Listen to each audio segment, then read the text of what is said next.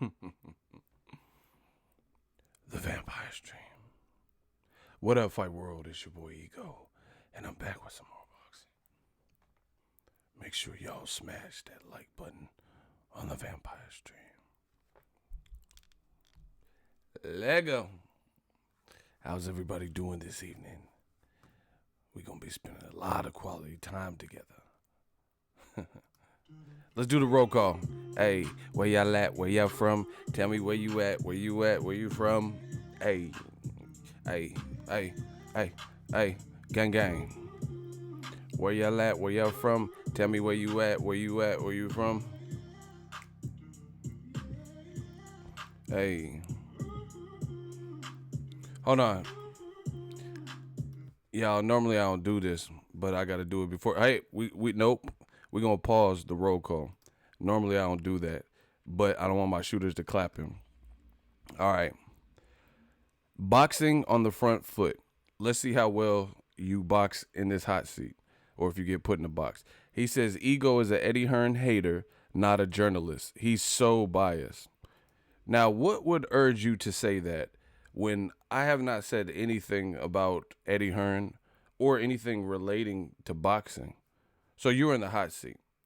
Good luck. So what did I hate on when I haven't even got into the boxing dialogue? I haven't even opened up. I have no opening statements. So you let me know. Is this based on something in the past? If so, what? So what did I do to hate on Eddie Hearn?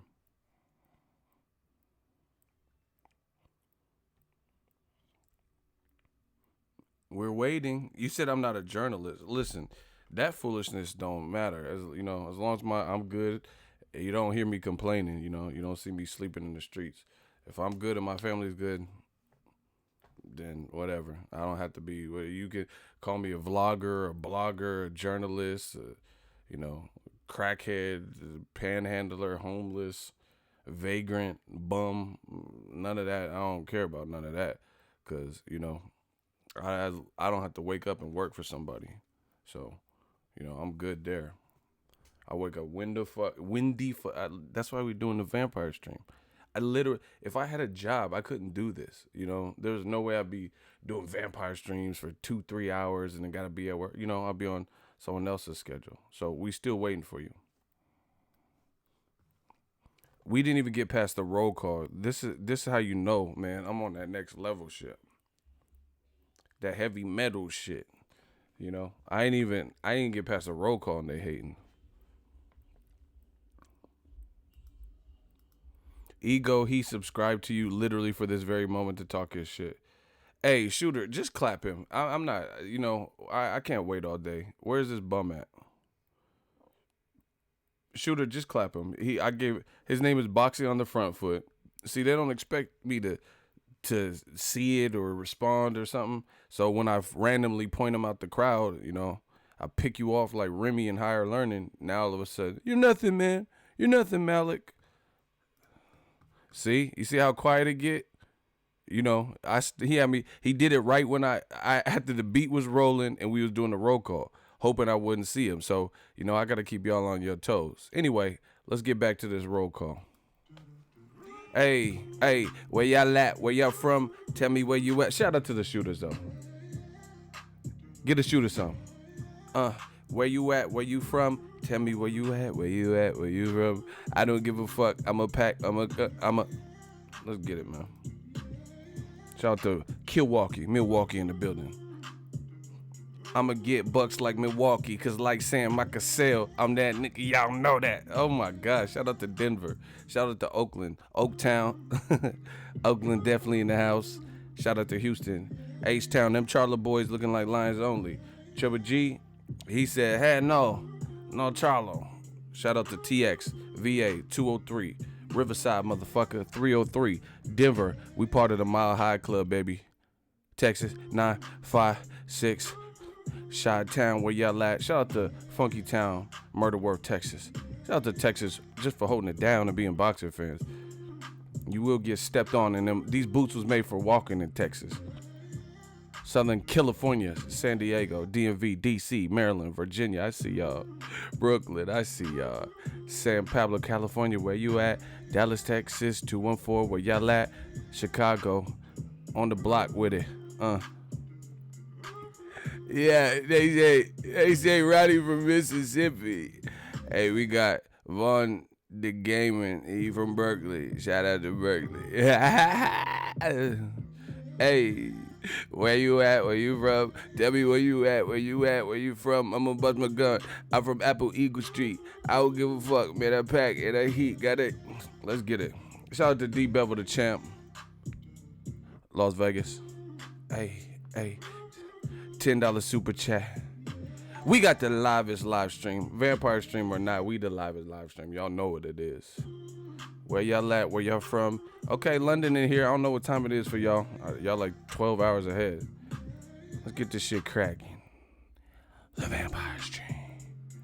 Hey, what up, blood? What up, cuz? What up, bruh? Hey. We gonna talk about it. There's a lot going on in boxing. I gotta look at the title. There's so much shit going on. A lot of shit going on in this game. And we going on the Vampire stream. Shout out to Coatesville, PA. Listen. DAZN got the middleweight division on Smitterash. Minus Charlo. They got all the belts. Do you guys realize that? DAZN got all the belts. Demetrius Boo Boo Andrade, WBO belt holder, signed with DAZN. Canelo, I was born ready, right? He got them belts from Triple G minus the IBF. And the new Daniel Jacobs. He's not technically on DAZN, but he's still with Eddie Hearn. So, it seems like he would make that move. He's trying to get Canelo. So, But Charlo still, Charlo, like Nas said, he said, who's the best? Nas, Pocket, Big, ain't no best. That's how I feel about middleweight. Ain't no best. Canelo's a dog. Charlo's a dog or a lion, whatever you want to call him. And, Danny Jacobs is a lion and dog, and so is Boo Boo.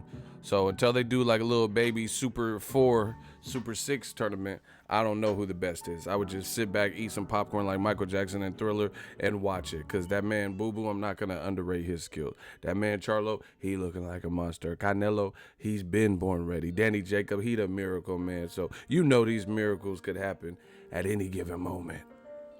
So they got to fight. That's what it is. Billy Joe Saunders, I don't really know what's up with him. He off that Flonase. You know what I'm saying? So he's the wild card here. I forgot to take my shit. Oh. Yeah, man. Next thing you know, they're going to say ego on pads.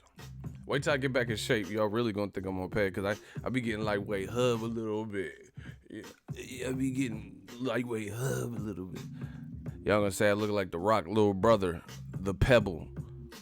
I be looking like the Pebble when I get. I don't know, I ain't been feeling the gym. I've been doing a lot of stuff, eating good, but I guess I got to get back in there. Health is wealth. It's the fucking army. Y'all know that. So anyway, these dudes be saying whatever. This dude say, oh, you hate Eddie Hearn. Why do y'all think, what do I hate? Like, what? He's tall, I'm tall. He making money in boxing, I'm making money in boxing. I'm not saying I have his money, but I'm content. You don't hear me complaining, you know what I'm saying? So, I mean, that's like, to me, can we just establish some stuff as, I know there's women that watch the channel. Shout out to you, baby, I love you. But my channel, based on the analytics, is like 89%, 90% men. So I'm going to talk to the fellas right here. Ladies, you can just sit back and, wear that little thing I like. No, I'm just playing. You can just sit back and listen. I got to speak to the fellas real quick. Woo, woo, woo. As men, can we pull our skirts up? You know what I'm saying? Like, really pull your skirt up. Like, there's a lot of men in 2018 that not really acting like men. You blocked me, bitch. I'm back. I'll never stop. Like that's weird. Why are you so offended? Like, you know what I'm saying? Like, y'all gotta question who y'all saviors and like who y'all look up to. Like, I feel like the people I look up to, like Michael Jackson, Tupac, Bruce Lee, Jean-Claude Van Damme, you know, Jimi Hendrix, you know, just different people like Kurt Cobain, Arnold, Stallone. Like, I looked up to like men, like, you know, people like who was wavy out here, you know, like swag, you know, fucking Wesley, like, you know, just classic people. Like, y'all be looking up to some weirdos. Like, you gotta add, like, you know, people be take a shot, ego proven wrong. Bro, since I've been doing boxing, you know how many channels have come for me? You know, that you're not gonna get nowhere in the game. That I don't understand. Me, I don't know about these other cats, but with me, that's not gonna do nothing. I put in my work. You know what I'm saying? We got a community. I got a following. So, like, you know, it's like, what is it? Like, people, ego proven wrong again, ego exposed, ego buying stuff. All right, that's what's up. So you should be doing this full time then. I'm buying subs. I'm cheating. I'm exposed. You know, you should be getting the viewership. That, you know, that sounds like beta male stuff. Like this dude talking about, oh, you hate Eddie Hearn. I didn't even say nothing about Eddie Hearn. You know, that's true man fanship. You know, and to me, it's super beta for dudes to think that a man who's speaking his mind, bringing up facts, showing receipts, simply does not like another man because he's jealous of him. I don't know how y'all operate. I don't get jealous of men. There's nothing a man can do for me. I'm not no female. You know what I'm saying? Like, there's nothing a man can do for me that I can't do for myself. I could cook. I could clean. You know, I'm tall. I don't need nobody. No, man, hey, get that seasoning down from the top shelf. I'm super tall. I could do that, you know. I could change a flat tire. Like, what? I don't need, you know what I'm saying? I don't need men, you know what I'm saying? So it's like, what is this jealousy shit? Oh, you're obsessed with Eddie Hearn and AJ. Like, whatever, bro. You're jealous. Okay, yeah, I'm jealous. Oh no, Eddie Hearn's coming. I'm so jealous. Like, what? I'm talking boxing. They talking me. You know, that lets you know what it is. I'm just saying y'all should fix that, because that's real beta male shit. Like, you know, anytime someone says anything about a fighter, like, you know, no matter who it is, I understand there's some people who are like lunatics in this game and super passionate and biased and racist, and I understand that, but, you know, I'm me. You can only hold me accountable for what the fuck I say. You know, people be like, other people, they be like, yeah, ego, LDBC. Shout out to them. Shout out to the LDBC. But I'm not a part of LDBC. I'm not a part of anything. I'm a part of Boxing Ego and New Media. That's the only thing I bang. And more often than not, you know, if we happen to, like, let's say Ego and LDBC are agreeing on something, y'all ain't proven either one of us wrong. You know what I'm saying? Either faction. But what people do is try to lump the two. You know, I never claimed no other gang or nothing, you know. So if we all agree on something, it's up to y'all to prove it wrong. Again, shout out to them. You know, but what I'm noticing is a bunch of nerds who can't prove what's being said wrong for me or the next group. So as a result, they mad, you know, trying to lump. This is what they do. That's why the black channel, you know, they lump everybody up, like, because you're black, the black channel, you know, just lump everybody up. You know, that's not how it is. But regardless, if motherfuckers is telling you their opinion, but they're showing you, no matter who they are, who they're clicked up with or anything, it's your burden to prove it wrong. You know what I'm saying? You gotta just, like I said, y'all gotta look at who y'all role models is. Motherfuckers be, you know, just weird shit. Like, to be honest, like, the most successful people probably in the LDBC getting super chats.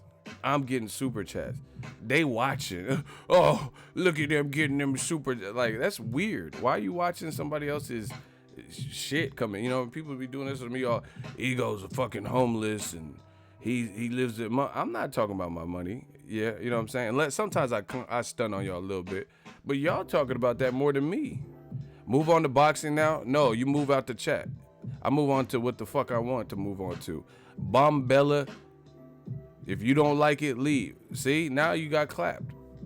See, my shooters ain't having it. See, that's what I'm talking about.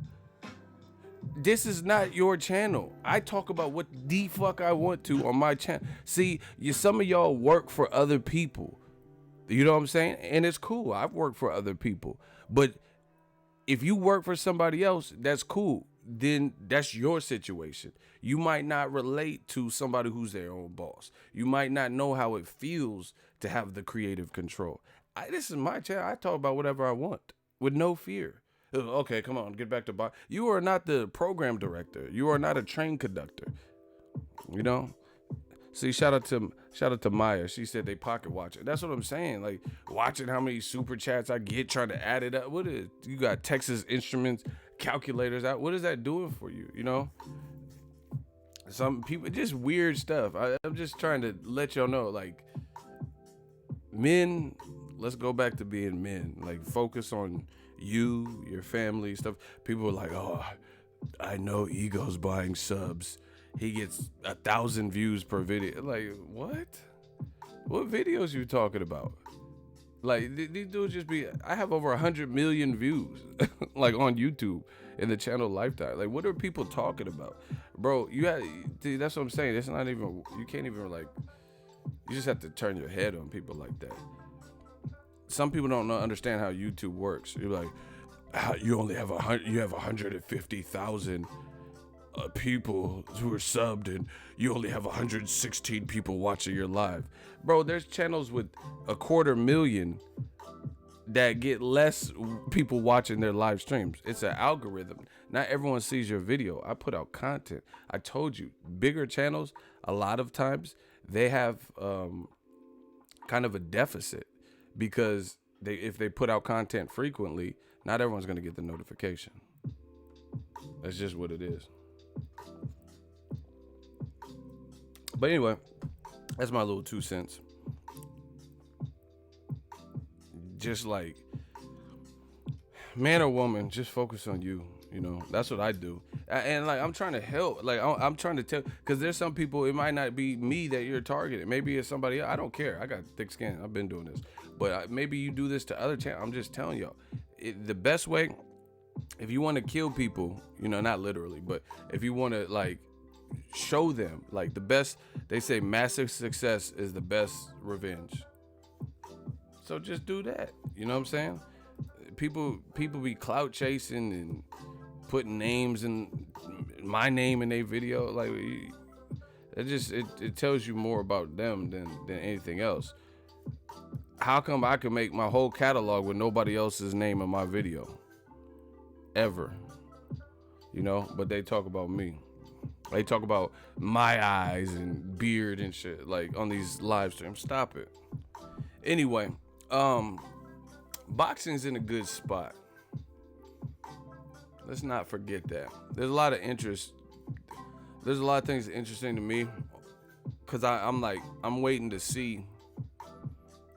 It's just like, it's almost like a high school fight. Like, you can see the early inklings that two people didn't like each other, and you see one walking hella fast, so you're like, oh shit. That's how I feel for boxing, you know? It's like a world star little high school fight. Like, you see these two, you know, this person said he was going to confront this person, and you see him, like, you know, making a push for it, and then they're walking so you're like, oh shit, it's about to get cracked. That's how I feel like 2019. There's a lot of shit going on, you know? And the good thing with this DAZN and all this stuff, you a celebrity ego? Man, I already know. And you see how I play it. You know, people wish on your downfall. You know, just stay tuned, because if you mad at the little shit that I've done already, you really finna be mad. Cause we back on that sharp shit. Bret the Hitman Hart. I'm the Bret the Hitman Hart of this YouTube game, YouTube boxing. The best there is, the best there was, and the best there ever will. I need to get the Bret Hart glasses. It's a wrap. It's a wrap for you boys. Believe that. But anyway, it's just, 2019 has the potential to be really explosive. I don't know, we're off to a good fight start, but there's also some things I have questions about. I like DAZN. I still have questions. Y'all can say, "Oh, you're hating" and all this stuff. I have questions. Listen, put it this way. People look at you like you're hating because you're telling the truth. That's the new wave for a lot of these people in 2018. You tell the truth, you hating. Smash the like button too. You tell the truth, you hating. I feel like this. I have questions about DAZN just because it's new. If you don't have questions about DAZN, I question you more than anything else. Because something that's new, how is it so certified to you? You know what I'm saying? Like, if you think like that, then you like the type of person to meet a chick and date her for 2 months, and then you, in the 3rd month, you getting engaged to her, thinking she the one. And then when she not the girl you thought she was, or, she killed her first husband, and you find out more because you didn't, like, do your background check and you didn't spend enough time with her. Now you stuck with this thin line between love and hate ass bitch. You know what I'm saying? So, like, I question if he was abusive, you had to kill his ass. I question the people who don't question it. You get what I'm saying? I question if you just riding off to the sunset and said, "Oh, Showtime, pack it up, you're done."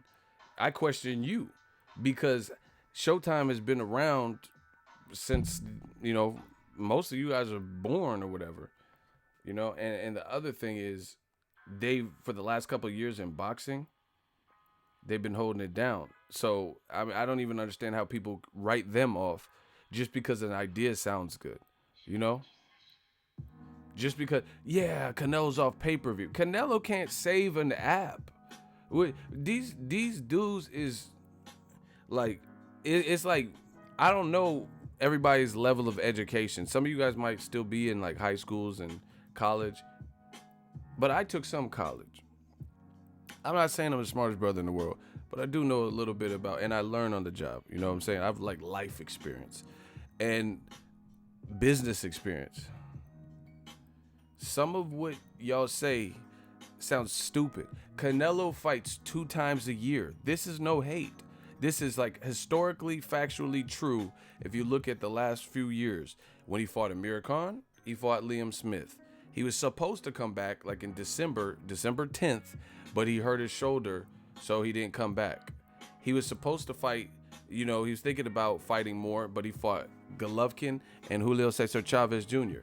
Then he said, "I'm coming back on the Mexican dates next year." So Canelo fights 2 times a year. So for 2 months and maybe some of the buildup, DAZN has Canelo fights. But the other thing is, you also have to look at who the fuck is he going to be fighting. That's what it has to be, good quality fight. If it's Jacobs or Andre, or Charlo, you the man. But if it's Rocky Fielding and then Spacely Sprocket or some shit, then that's not gonna save DAZN. DAZN is new. You get what I'm saying? Like, this is all fact. Like, I know a lot of y'all get mad. This is a PR person. And look, this was a good fight. And this is a PR person. The attendance at the Mecca for Danny Jacobs' fight was 4,691. This is from a PR person in boxing. So it did under 4,700 tickets in New York. And I don't even understand why. Like, I thought it was a solid fight, but I guess because Derevyanchenko's name, is not as big. I guess it's not as big, but that's a factual number, So it did 46 and change. We'll say 4,700 because it was close to that. 4,700 ticket seats.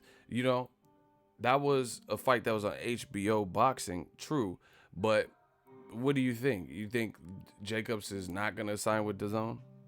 Do you get what I'm saying? You think he's not going to sign with DAZN when all the middleweights are over there and he's with Eddie Hearn right now? But nonetheless, even like, fuck it, let's skip DAZN out of it. This is an Eddie Hearn fight. That's Eddie Hearn. So even if you don't attribute it to DAZN, which I think is a likely next move for Daniel Jacobs, right? It's a Matchroom USA fight on HBO. You know, fans, listen. I'm trying to tell y'all. I'm trying to game y'all up so y'all channels and comments can be better. Fans care about matchups and you know how familiar they are with guys. Simple. Everyone knows Jacob's story. That's my dude. Shout out to him. But you know, not everyone's familiar with Derevyanchenko. Jacob's last couple opponents, the reason I give him a lot of credit is because he keeps fighting these guys that prove to be tough fights, tough outs, undefeated and shit like that. But their names aren't necessarily pulling enough weight to the point where it's a mega fight. So, you know, Eddie Hearn, I like, he came in the game. I'm just being real. Eddie Hearn came in the game kind of pompous, saying American promoters are going to be shaking in their boots. But that's one of your American cards, a title fight for the IBF vacant strap, and it's sold with a New Yorker in New York. It's so, you know, and I don't know if they comp tickets. I'm not even gonna speculate. But that's from a PR person in boxing. And here, just so you guys have the exact number, you know, because I don't like motherfuckers saying I'm lying and making shit up. 4,000. It says the attendance for tonight 4,691. So we'll say 4,700. So you have a New Yorker fighting in New York, and it did 4,700 on an Eddie Hearn Matchroom card. So that's what I'm saying. It's not as easy as you think to just storm the U.S. You know, just take over. It's not the U.K. You know, this is a totally different game. So people might fuck with Jacobs, but then Regis Prograis was fighting the same night. Also that's on DAZN. You know what I'm saying? So maybe that kind of conflict where people are like, man, I'd just rather be at home so I could watch both. You know, so they're going to have to look at different things like this. The date, the scheduling, you know, the matchup. Well, actually, the matchup had to be made because it was for the belt. They're the top two guys. But maybe you have to promote harder. You know what I'm saying? So I don't even know if they comped any tickets, but this is what I'm saying. Eddie Hearn came in the game thinking like, oh, I'm about to smash on American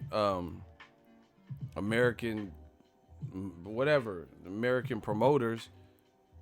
But you roast Deontay Wilder.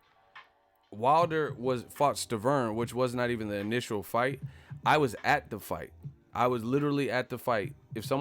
I probably have it in my phone. I don't know if I transferred it to my computer.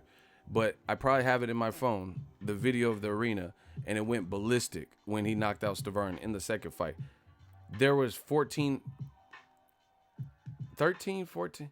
And no, actually, I think Luis Ortiz was somewhere around 14. That had like 10,000 something, 12,000, somewhere around there. But it was more than 4,700. Do you get what I'm saying? But Eddie Hearn's constantly telling you how Wilder ain't known in America. Bro, there's so many things that go into this boxing game. You know, racism is a part of it. You know, some people don't get no proper exposure. Like you look at certain guys with the promotional company and they'll get less exposure than a guy who's proven less that might be from elsewhere with lighter pigment. You know, you guys can get mad, but it's the reality. I can give you examples of it, you know? But you know, anyway, back to Eddie Hearn. He's like steadily roasting Wilder's numbers, but you know, the fight was good. I enjoyed it. Jacobs is now a champion. I'm happy for him. But Eddie Hearn, like he draws this negative connotation on some of his events by what he's saying. If you say you smashing American promoters, so off that number, is Bob Arum going to be shaking in his boots? You don't think Lomachenko versus Pedraza is going to have more in attendance? And Lomachenko ain't even from this country. You know, I was just at Crawford versus Benavidez. There were more people at Crawford Benavidez than 4,700. I mean, this is facts. This is all facts. I was just at the fight. And, I mean, if I had to take an educated guess, Lomachenko Pedraza, I believe, is fighting in the same Madison Square Garden. I don't know what venue or what building within it, but I'm gonna say it does more than 4,700. You know what I'm saying? So it's not money in the bank just because you have an office in New York. You know, promotion is different in America. The Crawford shit was lit. I've been to several Crawford fights in Lincoln and also in Omaha, his events, and that was probably the most lit I've been. I didn't go to the Gamboa one, but I've been to Beltran, John Molina, when he fought in Dongo. I've been to Crawford, Postal, Crawford, Benavidez. I covered all those fights, and that was the most lit Nebraska one that I went to with Benavidez. Again, they did a good job of selling the fight. Fight week, it won. Bob Arum linked up with a network, so he's on ESPN. So ESPN kept showing the clip of Crawford getting pushed and then, you know, swinging on him. So that helped sell. It's on free TV, you know. So there's different challenges. That's what, once again, this is why I have questions about DAZN. This I have to see how the matches they make. Canelo is not going to save the app. It can't. You know, it can't just be Canelo. If they put on fights like Tony Bellew versus Usyk, actually, I don't even know about that. I like that fight a lot. But see, here's the problem. As far as the DAZN boxing side of things. To me, this is the problem. You got a UK promoter who's been holding it down in the UK, right? So a lot of his stable, as of right now, are UK fighters. The fighters that he does have from America, they're co-promotionally represented. So some of you guys don't understand how this all works. Clarissa Shields is going to be fighting on a DAZN card, so they're probably giving her some money. So they got to dish out some money. Clarissa Shields was supposed to fight on Showtime against Christina Hammer, but Christina Hammer got really sick or something, so they have to postpone the fight. So this is a great opportunity for Clarissa Shields to be on this card in Kansas, get some money, have a stay busy fight to stay ready and stay sharp. Her last fight was real tough because she got knocked down by that Hannah chick, you know, but she edged it out. So this is a good opportunity for her to make another paycheck. You know, DAZN, to get her, probably had to pay her some, you know, maybe better than Showtime or whatever. I don't know. But anyway, she's not signed exclusively to DAZN like Canelo. She's with, if I'm not mistaken, Salida Promotions.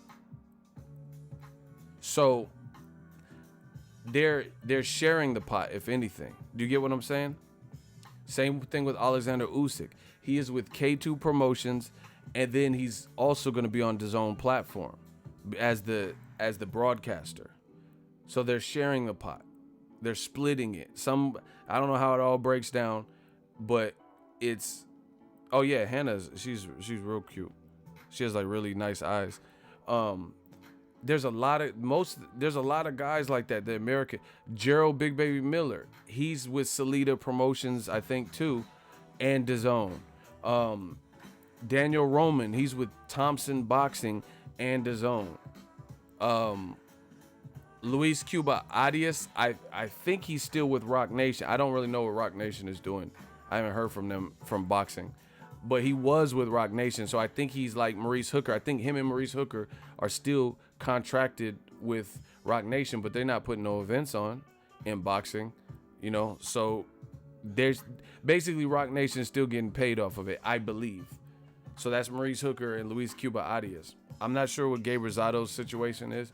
So that's what I'm saying. So once again, DAZN, I don't think it could survive just off of Canelo. You get what I'm saying? And then they what DAZN still needs, a lot of people see, motherfuckers, they turn everything into like some gang banging like turf war or something. I don't give a fuck if DAZN is the go-to network or not. I'm just telling you my realities and what I see. You know, it's really not that serious for me. But in my opinion, even with Canelo, what DAZN still needs to do is get more people like Canelo that they, I'm not gonna say own, but it's just there. It's like less middlemen. You get what I'm saying? Like a lot of the fighters are co-promoted. Tevin Farmer is a Lou DiBella fighter, and he's working with DAZN. So this is how the money gets split up versus others like Terrence Crawford. Terrence Crawford, that's all in-house money. Crawford and Benavidez sells 13, 14,000 tickets. That's all in-house money. It's not like, multiple hands in the cookie jar, I guess you could say. Same thing with Brandon Rios. I don't know his. I'm just going through the list off the top of my head. Brandon Rios is fighting Canelo's brother on there. Brandon Rios has been in his last couple of fights. That's how he got the Danny Garcia fight. He was with Top Rank. They released him or didn't renew his contract or whatever. And then he went and he's been advised by Al Heyman. So this is another fighter. Unless somehow that's over, it's like you got a lot of fighters who aren't exclusive. Demetrius Andre, to my knowledge, I think they had to buy him out of his contract. No one really talks about that, but he was with, unless the people were just that cool and they just said, hey, DAZN can handle you better, so we're gonna release you. I don't know, but it's just like Cash Money Records or some shit. You signed to Cash Money, you got to pay Lil Wayne and you got to pay Birdman. You know what I'm saying? Like, as opposed to like if you just had like Drake, he got a new deal. His Cash Money deal ended. I believe he got a distribution deal with Universal or whatever directly. So it's kind of like the record label game, if you know anything about music. But I'm not trying to take it all the way and getting deep. Exactly, 360 deals. You already know what it is. That's the music. That's the music term. So, again, I don't know. Like I said, I still have questions. I just have to see how it all plays out. For me, this is how I look at it. The Kansas City card, it's cool. It's something to do. But there's no way that card will exist. Like, if Mikey Garcia and Errol Spence fought on the same night as that card with Gabe Rosado and Brandon Rios. So Brandon Rios fighting Ramon Alvarez, Gabe Rosado fighting what's the name? Luis Cuba Arias, Gerald Miller fighting Dagban Danu or whatever his Dogbin Danu or whatever his name is. There's no way it would outrank or be more popular than a bigger fight. Do you get what I'm saying? So if there's no other boxing on that week, then that's cool. That gives people something to do, more fights for us. But it's just like, I don't know. Like Sergey Kovalev fought Igor Mikhelkin on a card with Dmitry Bivol and Sullivan Barrera. That fight wasn't bad, but that's more of a hardcore fan fight. Dmitry Bivol, I don't even know if he speaks English. I don't know. But he's from Russia. And Sullivan Barrera, little bit on the English. No one knew who Igor Mikhelkin was, and then the boxing world knows who Kovalev was, but he had 2 losses to Ward, and he had, became a champion again. That was on the same night as Deontay Wilder versus Luis Ortiz. So once again, what I'm saying to you is it's still about the matchup in boxing. It don't matter. Whoever has the better matchup, is if there's days like this where they're competing, it's about who has the better matchup. I firmly believe that. Like, even with Canelo, I mean, I know Canelo has a huge fan base, but if it's up to if Errol Spence and Mikey Garcia fought on the same night as Canelo Rocky Fielding, I swear to you, I would watch Mikey Garcia Errol Spence. It just, to me, it means even more. I don't have a problem with Canelo Fielding, but I'm just telling you my personal take. What else can I do? I can't, I'm not going to be watching my phone and then, or if I cover a fight, I'm trying to see Mikey Garcia, versus Errol Spence. It's just a bigger fight, even though Canelo's this big. That's what I'm saying. People keep saying, oh, DAZN has the 2 biggest stars. Yeah, they do. But it also depends on what fights they're doing. Okay, so you mean to tell me if name a fight that could be on Top Rank or PBC? I'll let y'all do it so it's interactive, so I'm not the one coming up with it. Fair? So name a Top Rank fight with all Top Rank people that you want to see, or a PBC fight that you want to see. But please try to just come up with something quick so we don't lose this. Smash the like button.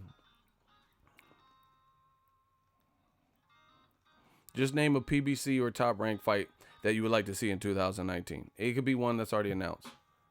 Loma Tank, no, that's not going to work because, that actually could work because it's Top Rank in PBC. But Okay, well, fuck it. We'll do something that's cross promotional. That's fine, as long as it's not a DAZN fight. Okay, so for example, let's say Lomachenko and Tank were to fight, right? DAZN has the biggest star in boxing. All right, we got one. Lomachenko and Tank. DAZN has the biggest star in boxing, Anthony Joshua. If Anthony Joshua was fighting Kubrat Pulev on the same night as Loma and Tank, you know what I'm going to be watching or covering. You know that. Because I can only be at one place at one time, you know? And I'm going to be it's that simple. Someone said Herd Charlo. That's a great in-house PBC fight. So yes, AJ is the biggest star in boxing. But if it's Jermell Charlo and Jared Hurd on the same night as AJ versus his mandatory, Kubrat Pulev, then guess what? I would watch Charlo Hurd. I'm not saying I wouldn't check out AJ, but I would have to do it after. Spence, Danny Garcia, or Mikey Garcia, I'm watching that over Kubrat Pulev. Straight up. There's no way. If Tank's fighting Loma, if it's a big, you know, I don't even know who Terrence Crawford could fight over on PBC. But you guys get the gist. So again, people act like I'm saying something crazy. I'm not really saying nothing crazy.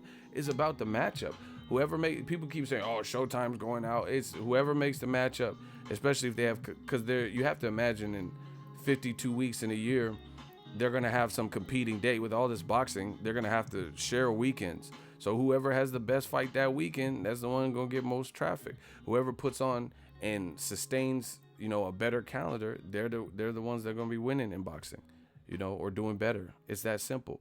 Like Gerald Big Baby Miller and Dog Bad Danu. I don't even know who that is. Shout out to Miller, that's my guy.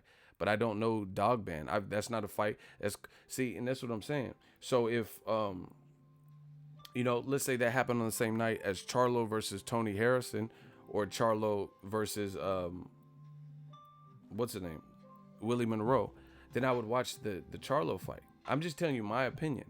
You know, if Lomachenko and Pedraza happened on the same night as Gerald Miller, Dogbag Danu, and they're on at the same time, like the other day when Regis Prograis was fighting Terry Flanagan and Danny Jacobs was fighting Sergey Derevchenko, which you have to imagine, like I said, 52 weeks in a year, that'll probably happen. You know, fans are forced to pick. Or if I go to cover one of these fights, I have to pick. You know, I covered Terrence Crawford versus Jeff Horn over the PBC card in LA. I live in California. But I think I asked the fans, and they said they want to see me cover Crawford Horn more than Jermell Charlo, Austin Trout, Leo Santa Cruz, Abner Mares too, because it was a fresh matchup.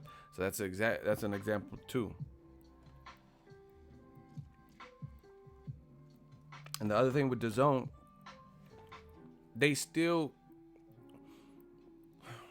don't have that many big American stars, and this is the market. Somebody tweeted me the other day. They said, how you watching this DAZN fight? Because I was tweeting about DAZN fight. They said, how you watching it? I'm not able to watch it. It says DAZN is not available in the UK. So that's the market you're trying to take over.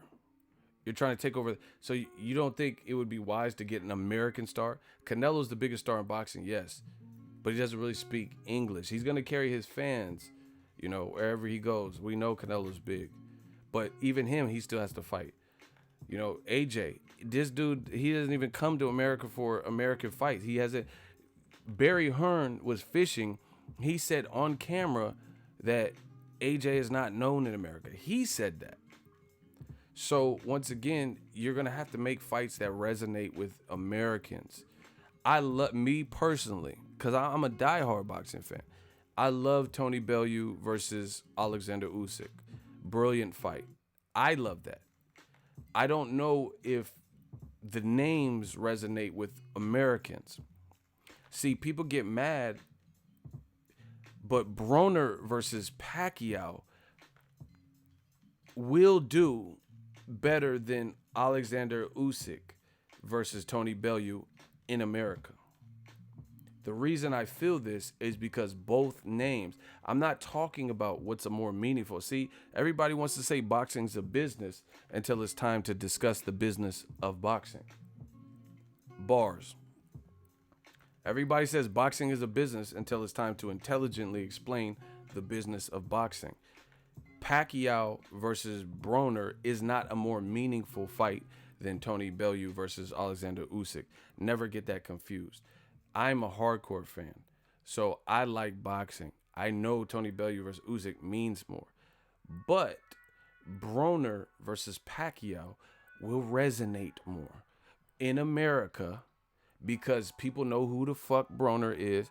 Ah, man, you know, hey Pop, brush my hair. You know, I came to Brooklyn. I took his belt and his girl about belts. You know, and people know Pacquiao. My mama know who Pacquiao is. She don't watch boxing at all.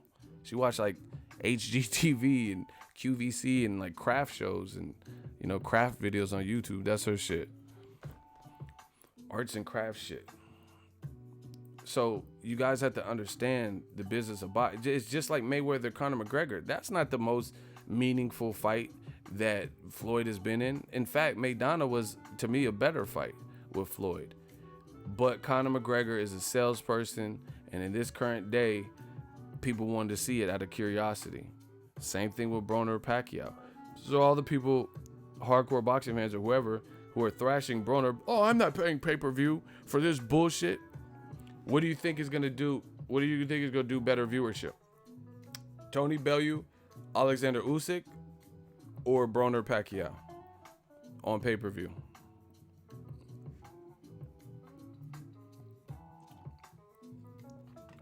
Jay Prince. You should change that name because you're not the real Jay Prince. I interviewed him, and he's a legend. He said to have Showtime costs $90 a month. What fucking Showtime package do you have that costs $90 a month? You sound ridiculous. What Showtime do you have? Hey, you in a hot seat, Jay Prince. You ain't the real Jay Prince. You ain't a cop, Jay Reed. He says to have Showtime costs $90 a month. DAZN is only $10. I think that's the competition. All right, so you must have Showtime 1, 2, 3, Showtime Extreme, Showtime Porn, Showgirls. Like, I don't know what package you got that costs no fucking $90. Nah, bro. See, they just be saying whatever. You got this motherfucker got the ultimate fucking Showtime package, Showtime reality series, show porn. Like, what fucking Showtime you got, bro?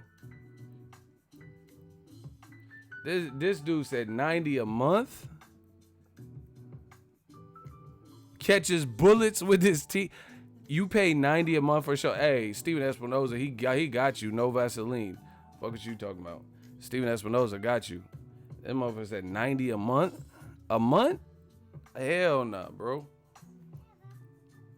Jay Prince, where you at? You ain't the real Jay Prince. Where you at?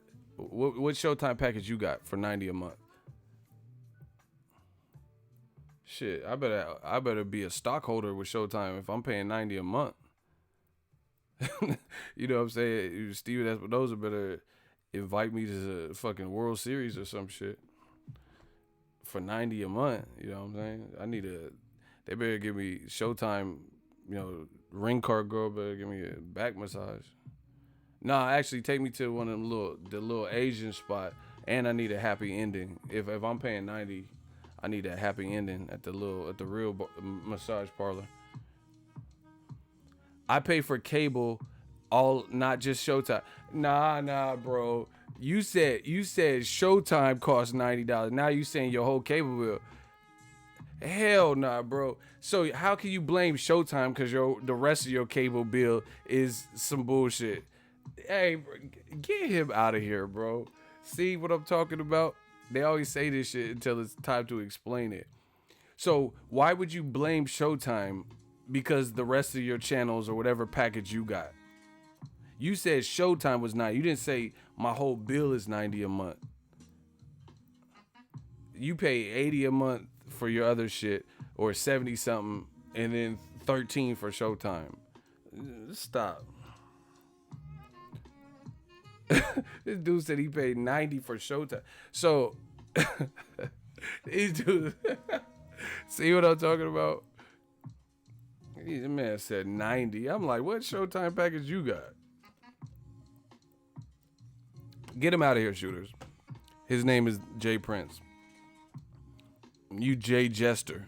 You a court jester. You are not no prince. Jay Frog.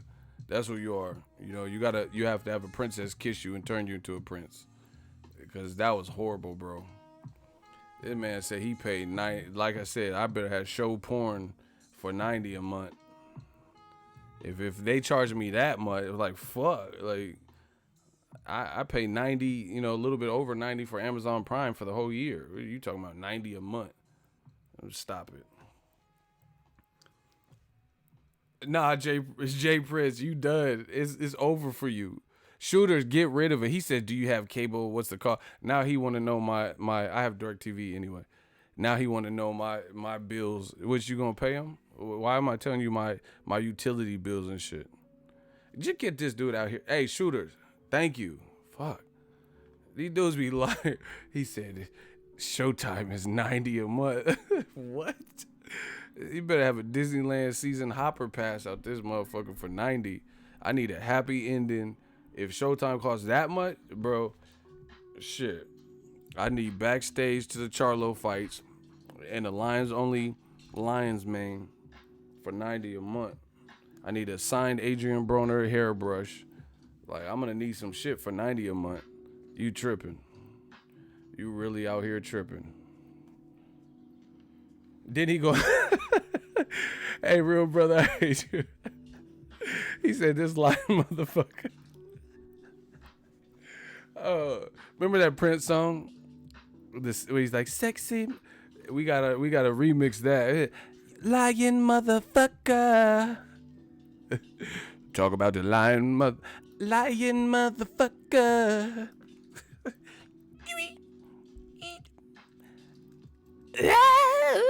I said, lying motherfucker. Oh my God. These motherfuckers be lying, bro. Bro, see, you notice I never had to do that to make a point.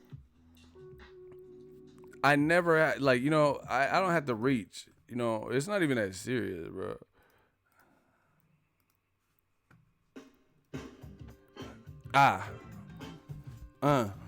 Smash the like button. We going live on them. Hey, Jay Prince, you a fool. Get a drum or something.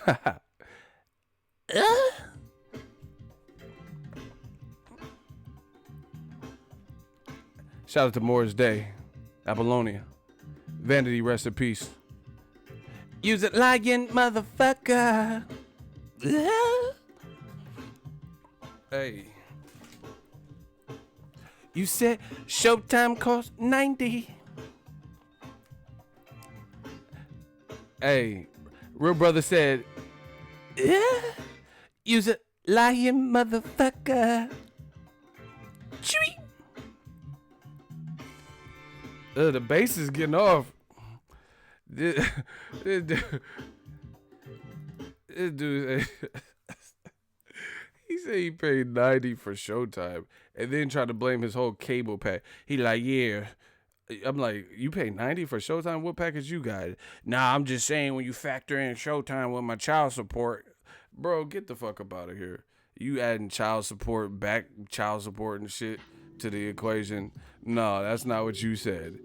You motherfucker, you gonna add some child support. When I'm paying $375 a month, I'm paying the $375 for Showtime.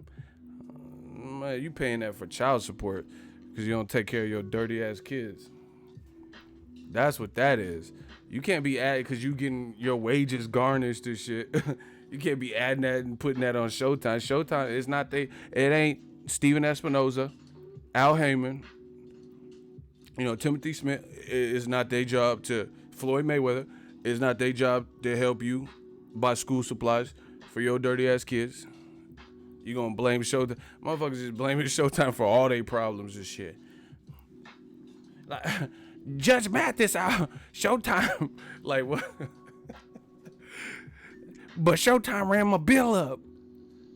Like, it says you defaulted on your car note. I know. It's Showtime. Like, Showtime, motherfucker. Like that, motherfuckers just adding shit. They don't have nothing to do with Showtime. You at the strip club. You at the girl collection. And that's why you in debt. I don't have nothing. Girl collection ain't got shit to do with Showtime, bro. Cause you throwing them ones and shit. Make it rain. Make it rain. Don't blame Showtime for that. See? Blaming the Charlos and shit. God damn it, the Charlos ran my bill up. These dudes be saying whatever. Shout out to Santa Cruz in the building. We just having some fun. Talking to these liars. Liar, a cheater, a deceiver, heartbreaker. Hey, I hate Freddie. Freddie said, Showtime / child support package. Lying motherfucker. This dude said he paid $90 for Showtime. Listen, I'm still going to say the same thing. It's about the matchup. You know, Gerald Miller, you know, if him and Dogbag Danu, I understand it's a position to get him a regular WBA or whatever belt is up for it. That's cool. It's more boxing for us if it's not competing. But I'm saying there will be times where it's a competition, you know, where they're competing for the same airspace, time space, you know, the same primetime chunk of TV. And that's what I'm saying. It's going to boil down to, you think because Canelo's on the network, if he's not fighting the fights we want to see, it don't matter for him. And see, this is the other thing. Like, to be honest, I wish DAZN had been out and like made their name in the streaming world prior to it, because Canelo going to Showtime or ESPN, they've already established. So like, let's say Canelo went to ESPN. You know how many eyes can watch fucking Canelo?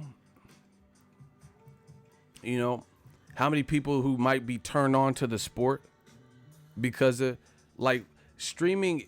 I understand how people are saying it's the future, because I think everything is headed that way. But the future is not always. Sometimes the future is premature when there's other things. Like, I don't think we're all the way there with streaming where everyone's just abandoning everything they got to go streaming. You know, like, I can't picture my parents watching. They don't know shit about like Roku's and shit like that. So they're going to keep it old school and, you know, keep their satellite TV and shit, direct TV. You get what I'm saying? So I don't think it's fully there, like where it's just like that. That's why Bob Arum was talking about this. ESPN has a linear network, or they have ESPN Plus, so they can bounce back, and it's $5 cheaper. You know, Showtime has the capability of streaming too. You know, so if streaming gets real hot, they've been doing that since 2015. Plus, they have a linear platform that you can turn onto a TV, you know. So that's just my 2 cents. But even with streaming, I think DAZN could do well if it puts on great fights. But for me, I think, like I said, okay, no offense to Terrence Crawford, because I just covered this fight. Terrence Crawford, Pacquiao Horn and Crawford Benavidez are the highest grossing ESPN fights ever. Pacquiao Horn and then Terrence Crawford, Jose Benavidez. Because for so long, ESPN didn't have no top level fights like that. They had like, it was like the fighter graveyard when you took some losses and had to get back right. You know, ESPN Friday night fights. But imagine if Crawford fought Danny Jacobs on ESPN. That would break all records, because it's a more known about fight. You know, the guys in America are known. People didn't even know who Jeff Horn was. You know, Benavidez had some time off after he got shot, so he wasn't in the public eye like that.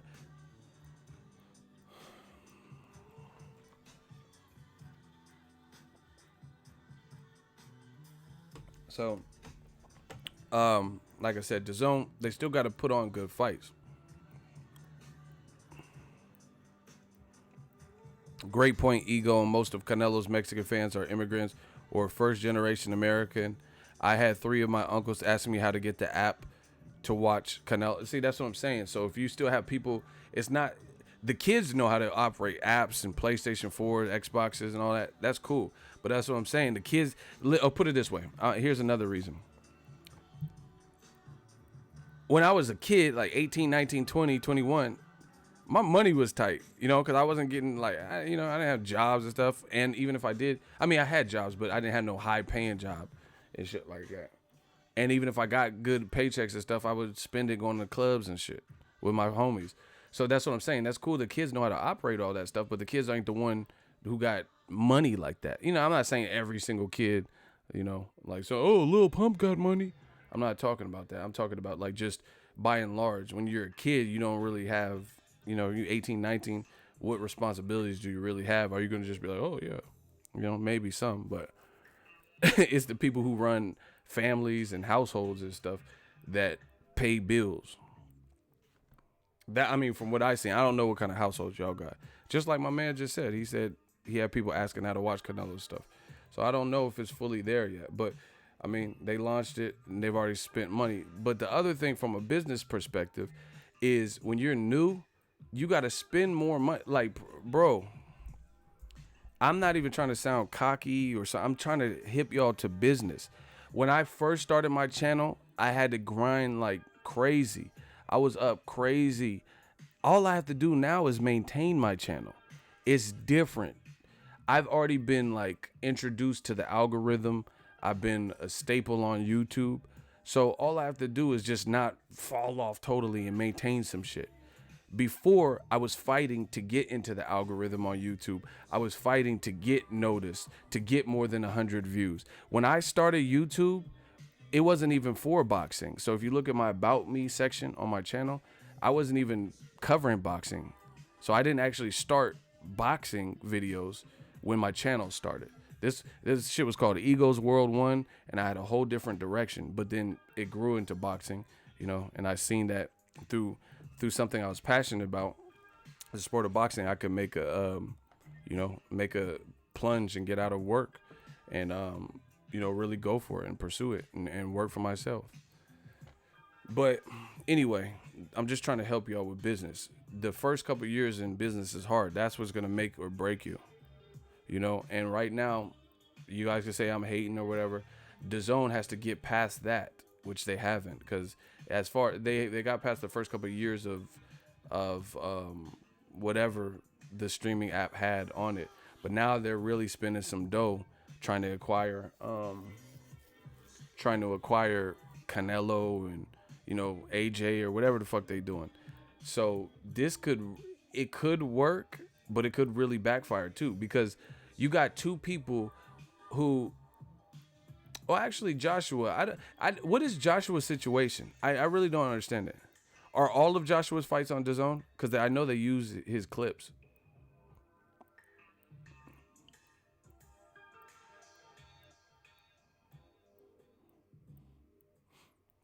So I guess Joshua's, all of his fights are on DAZN.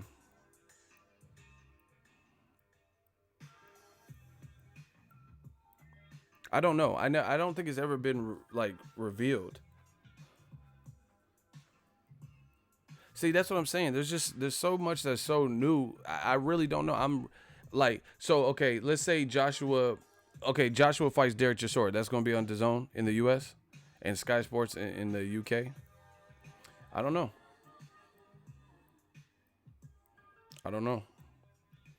But anyway, the bottom line is this: DAZN, they're splurging, putting out a lot of money. There's no business that can just keep putting out money without getting a return on their investment. It's not how that works. You know, it's not how it works. That's why HBO is getting out of boxing, because they felt they didn't have the talent on their side, the talent pool, or it was costing probably too much for the amount that they were getting back. You know, because they weren't putting on big fights. So to televise it, get a camera crew, send people out for Road to Jacobs, Derevyanchenko, you know, they weren't seeing enough return on their investment. So, you know, fuck that, hack that in the budget, and let's focus on original series and, you know, what we do that we're still successful at. Game of Thrones and shit like that. So far, DAZN, in their fight to solidify names, they're just putting out money. You know, I just showed you. That was Danny Jacobs. You know, Demetrius Andrade wasn't even the person he was supposed to fight through no fault of his own, but this is the reality of it. The fight got canceled, so he had to fight Walter K. So, I mean, Was that some massive fight? You know, Gerald Miller versus Dogbag Danu. Like, somebody look up the venue in Kansas to see how big it is. I never even heard. I never even seen boxing in Kansas, which is cool. But I'm imagining it's not going to be no T-Mobile Arena. So, you know, it's just like the startup is always the grind. That's the part you have to get past. You know, Jacobs versus Derevyanchenko was on HBO this time, but they're going out of business. So if Danny Jacobs still has a pact or promotional contract with Jacobs, then I'm imagining he's going to go to DAZN. His last fight did less than 4,700 in terms of live attendance. So you can't just shell out cash and not profit and be around. Canelo is eating out here. Canelo got bread for this deal. We already know that. There's nobody hating, nobody denouncing that. They showed their interest in Canelo by giving him that much, which is good for him and his team. But is that good for the sport? Are they going to want to, you know, like move him along a certain way because, you know, they have him for 10 more fights after this? Stuff like that. That is what remains to be seen. So I feel the same way. But beyond that, you have to be able to justify, like, who's Canelo going to fight in May? Who do you guys realistically think he's going to fight?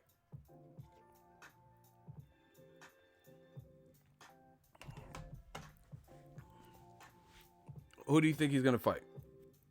I want some opinions.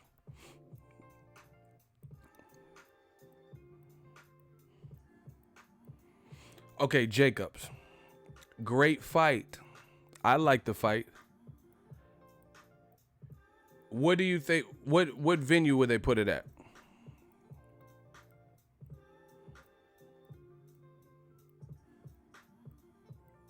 See, but this is what I'm saying. Okay.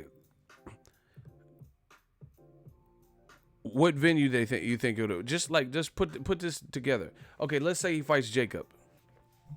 Jacob's last fight just did 4,691 attendance.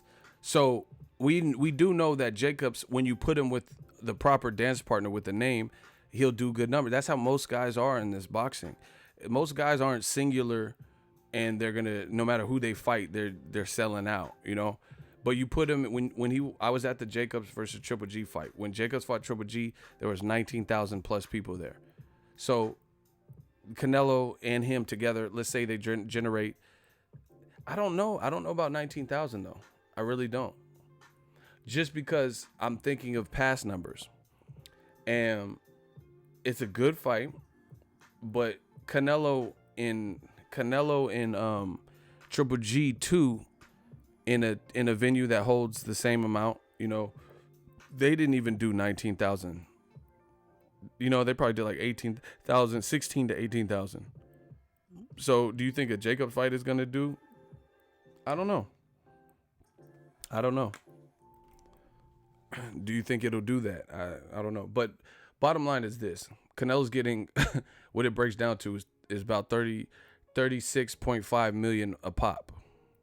So even a Jacobs fight, which is good, do you think if that was on pay-per-view, it would generate the type of income that would justify Canelo only getting $37 million? Do you understand the problem? Canelo fighting Triple G, they said he got around 24 to 40, $50 million. He fought the number one guy people wanted to see him fight. And the pay-per-view, when it was said and done, they estimate he got 40 to $50 million. 24, 40, $50 million, somewhere around there, right? So if Canelo fighting Triple G gave him around 40, 50, Triple G beat Charlo. I thought Charlo won. But do you think a Jacobs pay-per-view, if it was on pay-per-view, would have generated similar income to Canelo Triple G? Do you guys get what I'm saying? Because if it doesn't, then that means you're overpaying Canelo. So basically, like, put it this way. Here's the thing. Who the fuck can Canelo fight that where he would have got 40 million on pay-per-view? I'm not hating. I'm not mad at his deal because it works for him. Who name somebody where if he was still on the pay-per-view scale, you think he would get 40 million when it was all said and done to fight? Floyd Mayweather, who we know he's the A side, so why would Canelo, who's fighting that shit is not gonna happen because I don't see Floyd fighting on an app.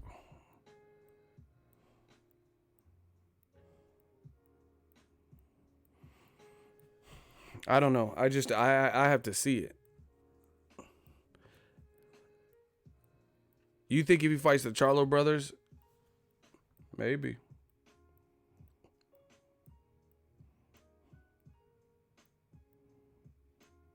I don't see the fight happening with Floyd. Floyd already beat him. I don't know. But okay, you guys said, some people said Charlo, Spence. We know that's not going to be his consistent schedule. I mean, it hasn't been in the past, so why would it be now? Right? So basically, there's going to be fights where Canelo is getting a lot of money, but his events aren't generating I would imagine, the type of income that would justify if he was on pay-per-view, which would stipulate to him getting overpaid. Right? I'm not mad at him getting overpaid or anyone successful, but I'm just talking about it from a business. From a business perspective, you can have billionaires involved, Warren Buffett. From a business, you're going to have to, you have to hope that what he's, I don't know. I don't know because the streaming game is kind of new, but we just have to wait and see. We have to wait and see. We have to wait and see because I don't know what the criterias are, but from my experience with just like pay-per-views, you have to fight the right person to nab a 40 million. Like Tim Bradley and Pacquiao were fighting. Like when Pacquiao was fighting Marquez, he didn't get 40 million each time. And those were like fights that we all tuned in to see how Pacquiao and Marquez was doing. So that's cool. I'm not hating on Canelo, but I'm just saying a fact. You know, those were pay-per-view fights too, and they still couldn't pay Pacquiao that much. So they're putting their whole cards on Canelo being successful. Just like a team sport. When you got two players or one player, a quarterback or something, they're taking up your whole salary cap, or a wide receiver, that one player, you would be able to get so many more other players if you didn't have to pay one person that much money. But it's too late. They've already paid him. Someone said Canelo versus Vanes. You know, it is what it is. I'm just talking about the practicality from a business perspective. Like, okay, here's an example. Let's say I'm just trying to expand your horizons. Let's say I needed someone to cover a fight for me. And what's the worst fight this year? Well, you know, we'll say Triple G versus Vanes. I don't know if it was the worst fight this year, but it wasn't like a huge fight, you know, with all things considered. So let's say I had to fly a guy from Florida and pay him and pay for his hotel to cover Triple G Vanes. As a business, for me, flying him from Florida to the West Coast to cover Triple G versus Vanes Matarosin, that wouldn't be worth it. Because the amount that I would be dishing out to make that happen, I would not get enough quality footage to the point where I'm going to get my money back and then some on the channel. Does that make sense to you? I mean, I think it's pretty common sense. You know, you have to justify expenditures. I'm not going to fly some dude from Florida. I went to Triple G Vanes, but I live in California, you know, and I know plenty of people and stuff like that. So, you know, a trip is, but I wouldn't fly someone from Florida. If I couldn't go, I'm not going to fly someone from Florida to Cali to cover that particular fight because it just economically would not make sense. Because you would do that maybe for a big fight. Because you would get, like, okay, if it was Mayweather McGregor and I sent somebody out, had to fly him out or some shit, right? I'm just spitballing. You know, I don't fly anybody out. I'm just giving you guys an example. Um, maybe for Mayweather McGregor, because he or she can get some top-notch footage that's going to get views on the channel. But economically, it wouldn't make sense to send them out to, a small card like a smaller Thompson boxing card. You'll end up losing money. So, it'll be interesting to see how this works with Canelo. Like, now, if you already knew somebody in that region and they covered it, that's cool, because that don't take much. But I wouldn't send someone to the UK to cover Amir Khan, Phil LaGreco. It just wouldn't economically make sense. Now, if they already lived in the UK and they could cover that for me, boom, we got action. So I just think Canelo, he's still gonna have to fight people, Other than that, if he's not fighting the names people want to see him fight, no matter how big his star. This is not even rocket science. People are gonna get mad at me, but this is not rocket science. Canelo's best. Put it this way. I'll just wrap this up. Canelo's best pay-per-views have been with the best names that he's fought. Am I lying? If you look at Canelo's highest grossing pay-per-views, they were fights that made the most business sense and or the best names that he's fought. True or false? They're with big names and or the most meaningful fights.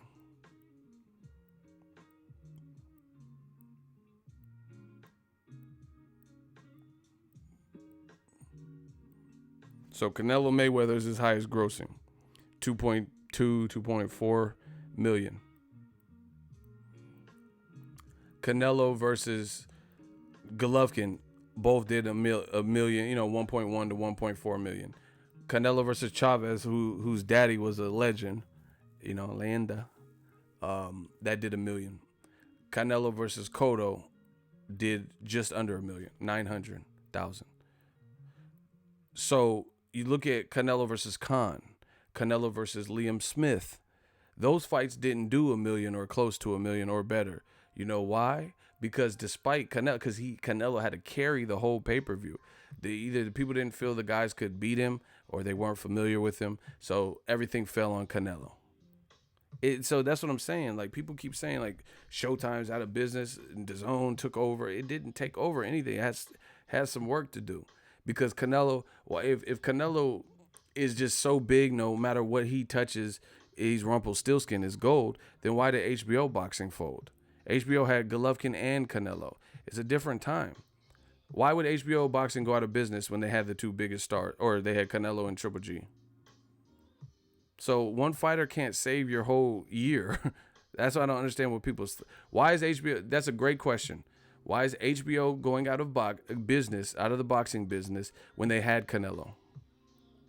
Why was HBO cutting back and doing one episode of 24/7 with no face-off when they had this massive star? That's what I'm saying. Make this make sense.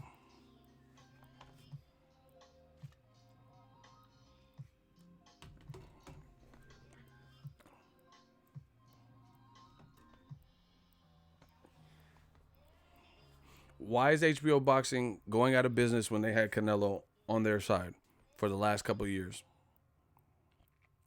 That's what I'm saying. One fighter ain't going to save your whole calendar year. You still got to be putting on some good shit. Somebody please answer the question. Everyone said Triple G was a big star, and then we know Canelo's a big star, and HBO still folded, HBO boxing. So how's that possible if all it takes is one huge star? Now you could swap out Triple G on HBO and with Canelo at the same time. Swap Triple G out and then put AJ. AJ's a big star, really in the UK only. He's a big star, but he still has to be fighting the right people. If he's fighting Kubrat Pulev, it ain't going to do no crazy numbers like that. Just like when Triple G's fighting Vanis Matarosin or Dominic Wade. It might do cool, but it's not going to do no record jet-setting numbers. So, once again, I stand firm on what I've been saying the whole time. We got to wait and see. And one fighter is not going to change someone's whole network. Like, just hypothetically, Charlo's, that's two people. They're twins. And they've both been doing good. So they both can grow. Even if one took a loss, the other one could still be doing real good. That's two separate people. You know? So it's really about stable building. Same thing with Top Rank. Top Rank got Terrence Crawford and Lomachenko. And then they got the Mick Connellins, the what's the name? Mick Connellan and Shakur Stevenson, Teofimo Lopez. Those guys could be big. Those guys could really be big if they keep building them up and building them up. You know, they got the Fazil Dazzle or whatever his name is, Fazil Dean. He a gold medalist. I think he's from Kazakhstan, you know, so who knows? He, like, skill-wise, based on what he's accomplished as an amateur, he might turn out to be something where they could build him up like a Kovalev or Triple G. But I think he has more skill than Triple G, from what I've seen. You know, he gets knockouts, but he's more of a boxer, puncher, athletic and shit. So that's what I'm saying. Al Heyman, I don't even have to go into his stable. You know who his stable is. So it's really about compelling matchups. That's what it's all going to boil down to. Now, I'm done talking about that. I'm just proposing some simple questions. Like I said, if you're mad at me for questioning this when it hasn't been proven, then I question you. The reason I question you is, why aren't you asking these same questions? So that's some fanboy man fan shit. Something brand new that hasn't showed you this. You're just gonna say, oh yeah, they took over the game, and they haven't showed you that. Gerald Miller versus Dogbad Danu is not killing other American promoters. It's not. You know what I'm saying? Will I watch the card? Yes. You know, I'll definitely watch it. But I'm not gonna front and act like that, like I was just sitting at home thinking about, oh man, I can't wait for Brandon Rios coming off a loss by stoppage to Danny Garcia, who just lost on Showtime in a meaningful title match. I've been waiting to see Brandon Rios versus Canelo's brother. You know what I'm saying? That's not something I was just sitting around waiting for. Will I watch it? Sure. But you got to put it in perspective. That's not like this earth-shattering fight. Gabe Rosado versus Luis Cuba Arias, I actually like that fight.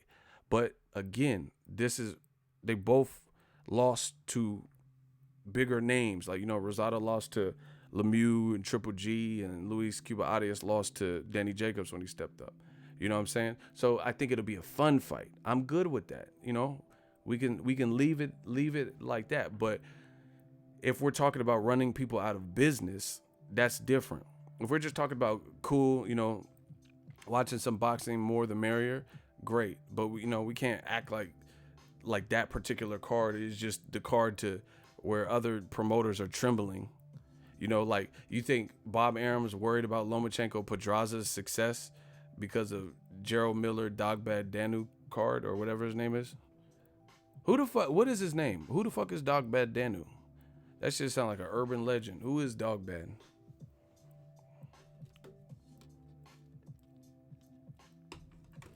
What are these boys talking about in the comment section?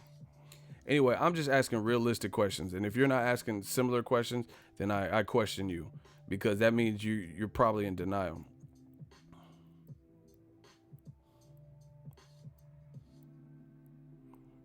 Who won? I don't know. Y'all arguing with some dude in the comment. I'm not even getting into that. Man, I don't know who Dogbad Danu is. I really don't. But okay, let's talk about Joshua versus Dillian. Okay, bro, this is what I'm saying. You can rave about having the biggest stars, but the biggest stars got to be occasionally in the biggest fights. Joshua versus Dillian Whyte. They're talking about Dillian Whyte versus Derek Chisora.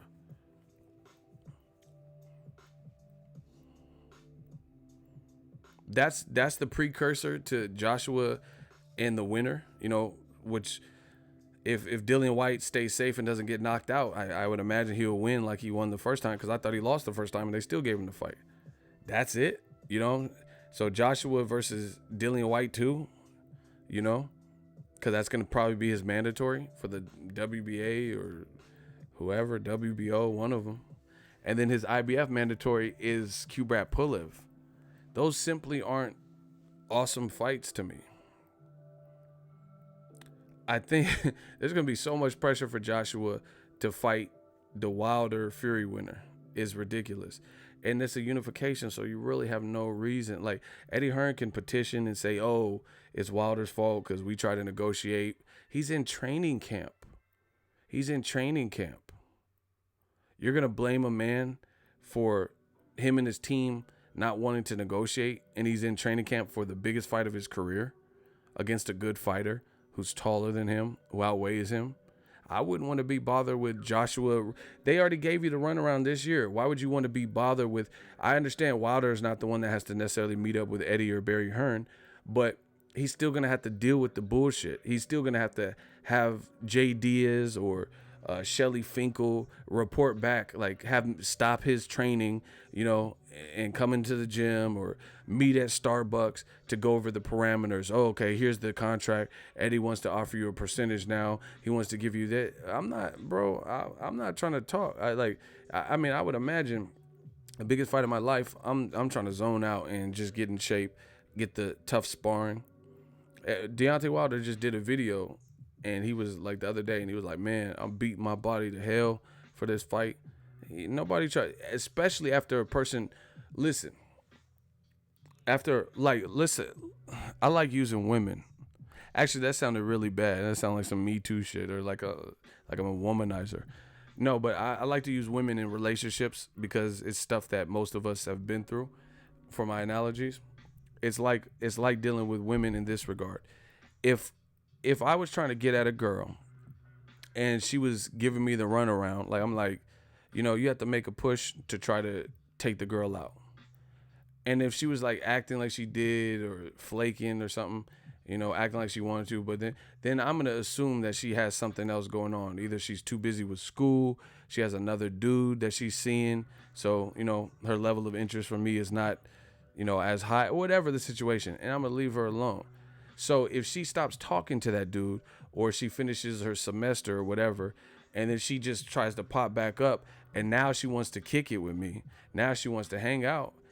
If she already wasted my time once, then I'm going to have to make her earn hanging out with me. Like, why should I just come flocking to you when you already wasted my time? Do you guys get what I'm saying with the analogy?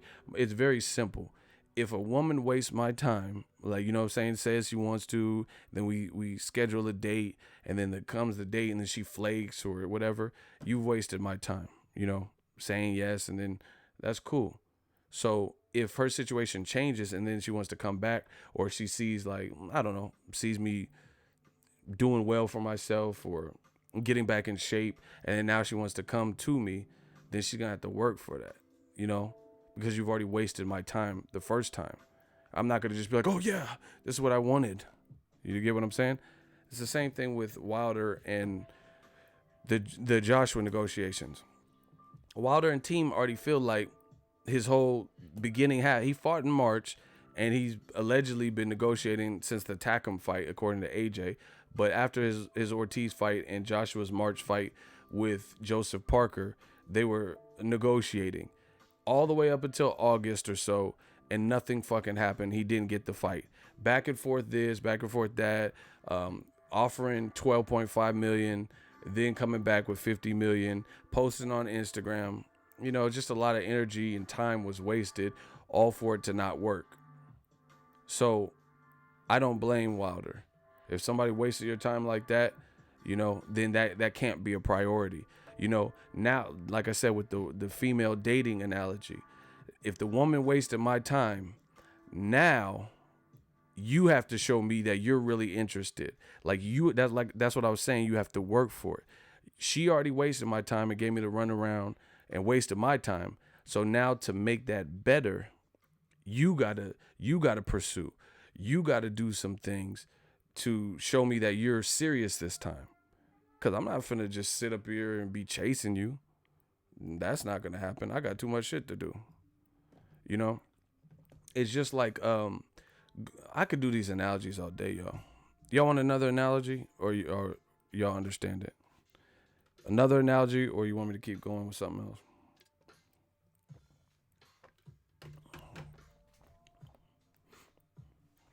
We ain't done enough. What y'all want? Another analogy or no?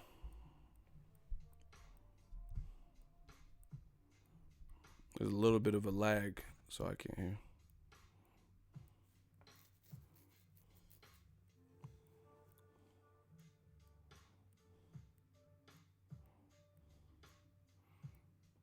Hey, I gotta get men. Hold on, I'm gonna do another analogy, but Minguana, you sound like a goddamn reptile. Whatever, Minguana or whatever your name is. IBF is not the WBC. Joshua has to fight his mandatories. You full of shit. You talking bullshit. A unification trumps anything you talking about. How does a unification not take precedence over a fight that is a non-unification? Go. You got one response. You're saying because Joshua doesn't have he's not with the WBC, that he has to fight his mandatories. No, a unification trumps that. Eddie Hearn's on record saying this.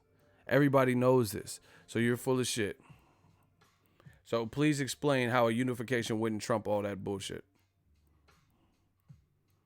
10 seconds. I'm not waiting all day because you're just slowing up my flow. I was about to give another example. Minguana, you reptilian bastard. Tell me how a unification doesn't trump a mandatory.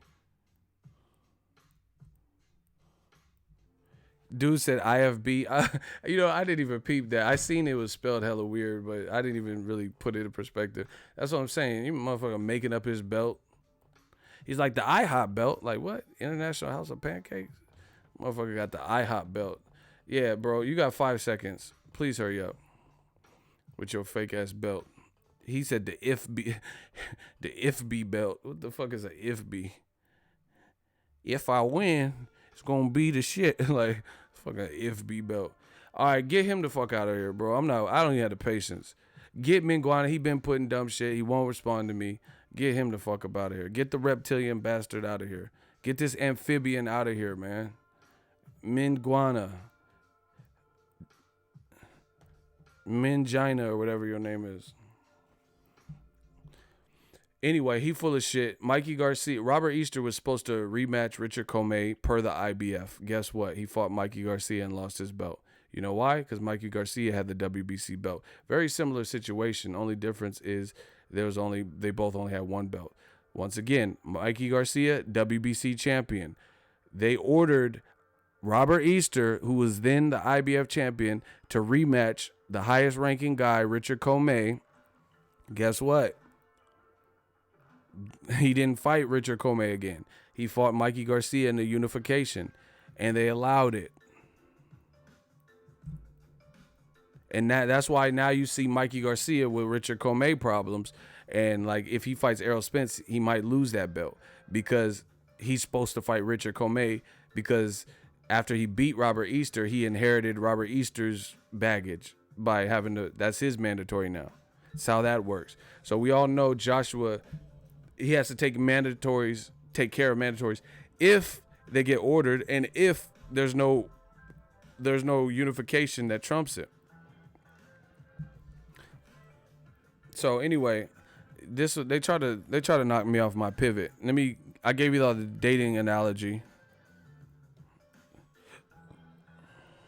These dudes be lying, bro. Bottom line is you're not going to let nobody waste your time twice. And if you do, then you the fool for letting them do it twice. Make them earn it. You know, especially if you're in training camp for the biggest fight of your career. You know, why would I want my time wasted twice? It's just like, here's the second analogy. If I go to Walmart and I have the worst customer service experience, it's just terrible, then they have to earn I'm talking about like a horrific, like, you know, or you go to an appliance store and you shop there and then your appliance came dented, they were late, they tracked mud through your house. It was just a horrible experience. Communication was bad. If they ever want to see you again as a customer, or, you know, if they don't want you to return the whole order, they have to make amends for that. They have to give me a discount, compensate me, and let me know why I should fuck with y'all going forward. Because they pretty much wasted your time or gave you a bad experience, you know, double charged your credit card, came late, blah, blah, blah. So that's the second analogy. If you allow someone to be a time vampire and waste your time twice, then that's your fucking fault. So I don't blame Wilder for focusing on Tyson Fury. I would do the same thing. And women, if we ever date and and we're talking and then you're flaking or wasting my time, then guess what? I'm gonna be on my Wilder shit. I'm gonna be on my Bomb Squad shit. Don't come back because you see me doing well on this YouTube shit, or if I get back in shape, or just whatever, and then now you try to show up. That's what women are notorious for, that. Or because you found out your dude was a deadbeat and it was a slouch. Now you try to come back my way. Nah, you gotta work. You gotta earn that. You gotta work for that. You already wasted my time. Listen. There's one thing, not one thing, but that's one thing for me. I don't let people waste my time. I'm not saying it's never happened to me, because I'm human, and sometimes you don't know who's that. But I'll cut a motherfucker like Edward Scissorhands. Call me Ego Scissorhands. I'll cut a motherfucker. If people start wasting my time, they burn me. Not like STD burn me, but I don't have space for it. I don't have the energy for it, and I don't have the time for it.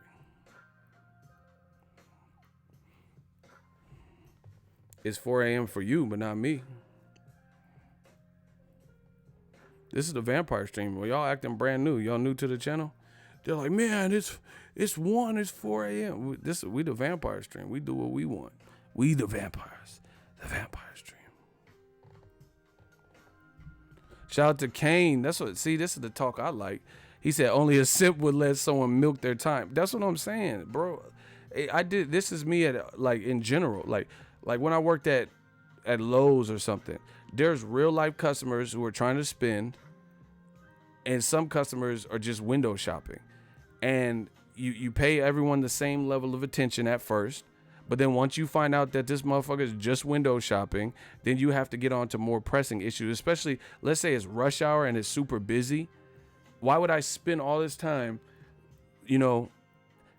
with one customer and it's very apparent they're not trying to buy nothing? They want me to check on them, so I check on this stuff and be like, okay, if you have any other questions, my name is Ego. I'm gonna help some of the other customers in the building, and then I move on. I'm not just sit up here and waste time with you, shoot the breeze. Imagine that you go to a car, you work at a car dealership, right? And this guy talking about energy efficient cars and asking you 21 questions and shit, like 50. If I flip burgers at Burger King, you got 21 questions, and there's real life customers who are really trying to buy cars right there. You got to shake the spot. You got to shake that motherfucker. I'm not just sit up here. You talking about fucking Elon Musk, like, motherfucker, I work at Chevy. You talking about Tesla and all this extra shit. I got to shake, bro. I'm not going to just sit up here and let you waste all my time. Hell no. Shout out to Brian, New York, 5 a.m. Shout out from Brooklyn. Shout out to Brooklyn. I see y'all.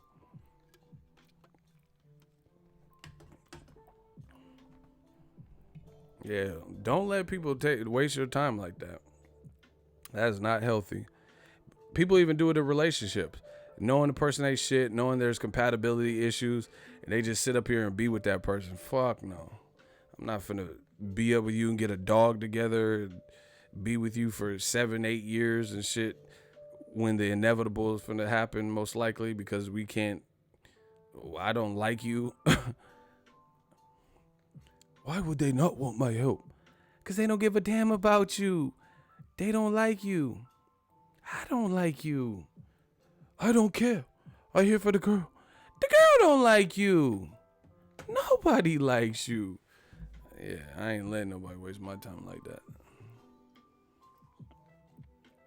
The girl don't like you. I don't care. I here for the girl.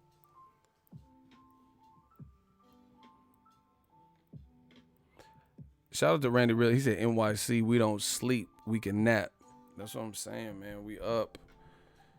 This is what we do. But I really have no interest in Joshua versus the whatever Kubrat Pulev. As far as I'm concerned, they had an opportunity to fight, and he was Kubrat pull out. A motherfucker pull out game on point, just because he pulled out like 2 weeks before the event. They sold 78,000 tickets, whatever they bragging about. And that man pulled out. I don't need no condom. And the motherfucker just pulled out. So I have no interest in that fight. And he was sounding damn near scared of him. And the Huey Fury fight was terrible. That motherfucker was just pulling out or some shit. Hey, remember the dude that was fighting that F.A. Ajagba? That was the ultimate. It said ding ding ding. He said got out the ring. It just left. Hell nah. I have no listen. I don't mandatory or not. I don't give a fuck if it's a dedication, a mandatory, like indefinite. I don't care what y'all talk about. I have no interest in watching AJ versus Kubrat Pulev. Like, I might go to the duck pond the day that fight happens. And I'm a diehard boxing fan. I'm not even joking. I have to think about that seriously. You know, I might start organizing some shit, depending on if it happens and when it happens. I literally am not feeling that fight. Dillian Whyte, I don't think that's the fight that should happen. But, you know, it's still... is cool. But Kubrat Pulev, how old is he anyway? Cause he always look hella cranky and shit in his picture. Like, can you smile at least for the photo op? Nah, bro. I don't give a fuck whose mandatory that is.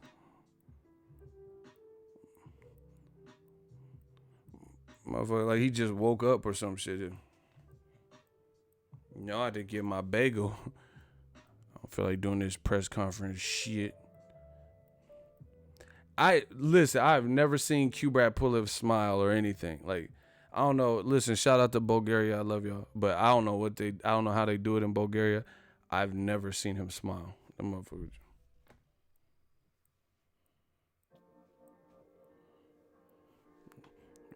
It's Kubrat Pulev, bitch. I'm pulling. Bro, I don't know what. Gerald Miller, AJ, I could rock with that. Dillian Whyte, cool.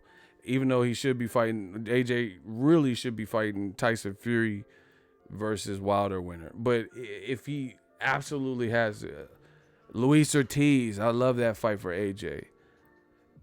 Bro, how is Luis Ortiz ranked behind Kubrat Pulev? How the fuck is Luis Ortiz? He should be in everybody's ranking. He's allowed to fight. He fought for a title. How is Kubrat Pulev ahead of him? Somebody, I got a question. Explain that to me. How is Kubrat Pulev? How is Kubrat Pulev ahead of what's the name?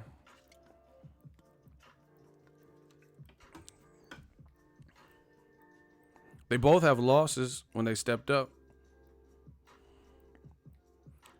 Pulev got knocked out in the 5th round by Klitschko. Luis Ortiz went like 10 or 11 or something with Wilder and had Wilder hurt.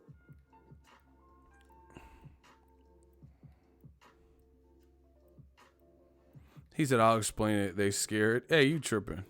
That's what I'm saying. There's more than this. This shit is fishy. I don't see how he ahead of no Luis Ortiz.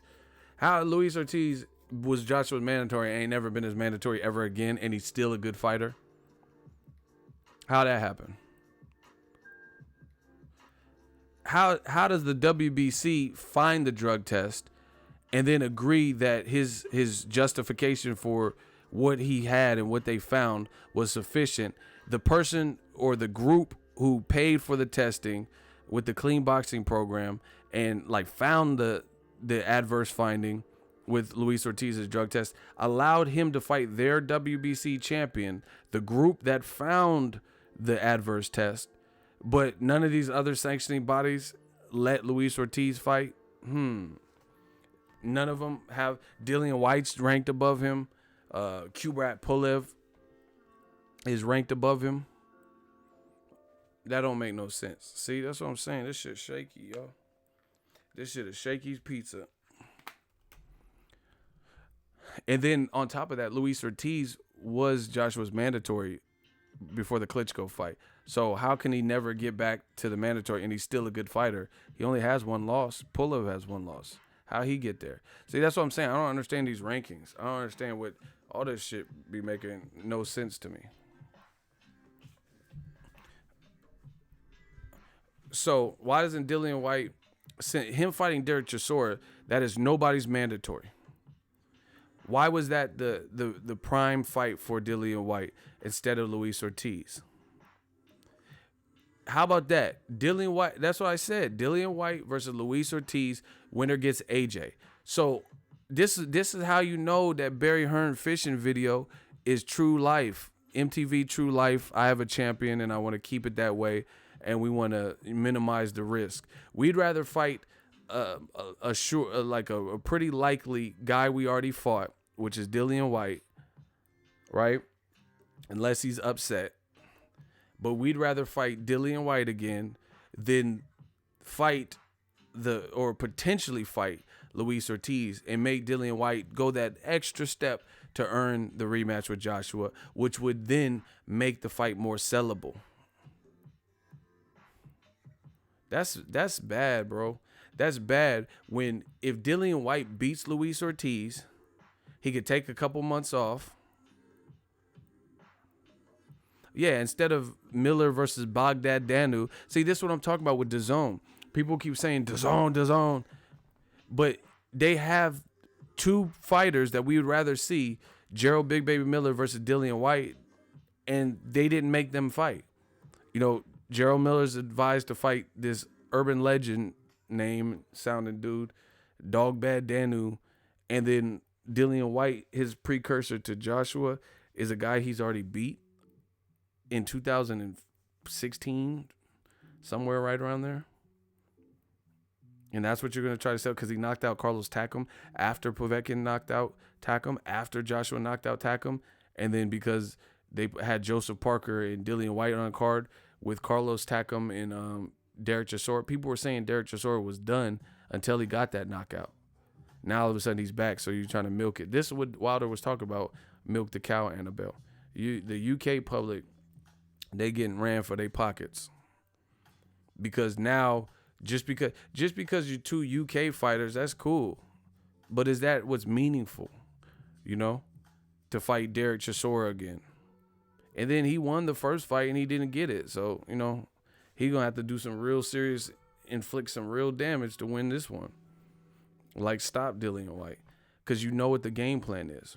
And once again, new media, smash the like button.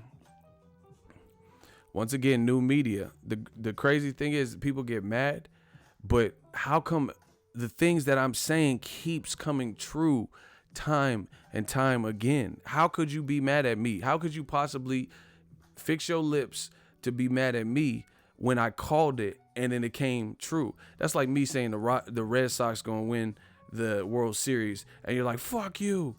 The Dodgers will take it. You're a bitch, ego. You know, and then the Red Sox win. Then what? Hey, we got to get these likes up quick, fast, in a hurry. I don't know what the fuck it is with these latest streams, but y'all been slipping on the likes. Smash the like button. You know, shooters, please help me start, you know, putting occasional message out. That's the only way I could adjust it. Like I said, y'all always talk about boxing as a business. It's a business for me too.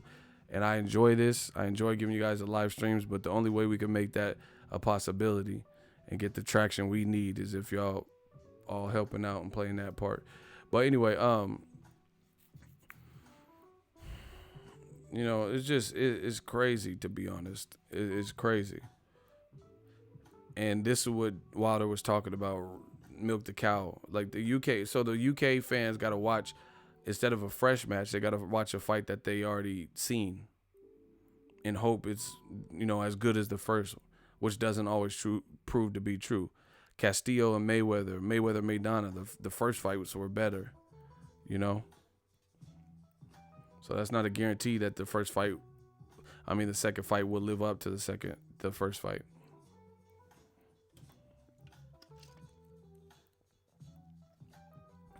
strategy, a lot of strategic shit going on in boxing. They don't want Luis Ortiz in there to even have the chance to play spoiler. I heard this notion that Luis Ortiz may sign with DAZN. For what? I mean, that's cool. Get your bread. You know, they tossing out money. But are you going to make Joshua versus Luis Ortiz? Because you didn't when Matchroom had Luis Ortiz the first time, and he was the mandatory right around that time. You didn't make the fight. You were putting him in there with Dave Allens and Malik Scott, which were some of his worst fights. So, once again, you know, at the end of the day, how are you going to be mad at me for predicting it and it comes true? That's what I want to know. Like I said, if I say, hey, the Red Sox are about to win the World Series, watch. And you're like, fuck you. It's all about the Dodgers, LA. They do that gangbanging shit. Oh, fuck you, you're lying. Right? And then when the Red Sox win, and I'm just sitting back, I had no horse in the race. You know, I'm not from Southern California. I'm not from Boston. You know, I was just telling you what I seen. Then what? Just like this Triple G shit. Then what? Triple G's promoter said we ain't fighting Charlo. Makes no sense. How that don't make sense? Bavanas made sense. Adama made sense. Dominique Wade made sense. Now I'm a Giants fan. San Francisco. Yee. Willie Monroe Jr. made sense. Moving Gabe Rosado up made sense. Moving Ishida up made sense. Matthew Macklin after Sergio Martinez knocked him out in the 11th round made sense. But Charlo don't. See, that's the worst thing. Don't insult the boxing fans' intelligence. Just say you don't want to fight him. You know, fighting Ryota Murata coming off a loss makes sense. Stop it. And even if, okay, say Ryota Murata has this crazy fan base. So you're trying to make some money. It still contradicts what you said you were about. So it makes you a hypocrite or a liar or both. It's that simple. When Canelo was getting his bread, fighting Amir Khan, fighting Liam Smith, giving up his belt to Triple G, making business decisions, you criticized him for it. You said, hey, no, he's a clown. Him and Amir Khan, nah. Right?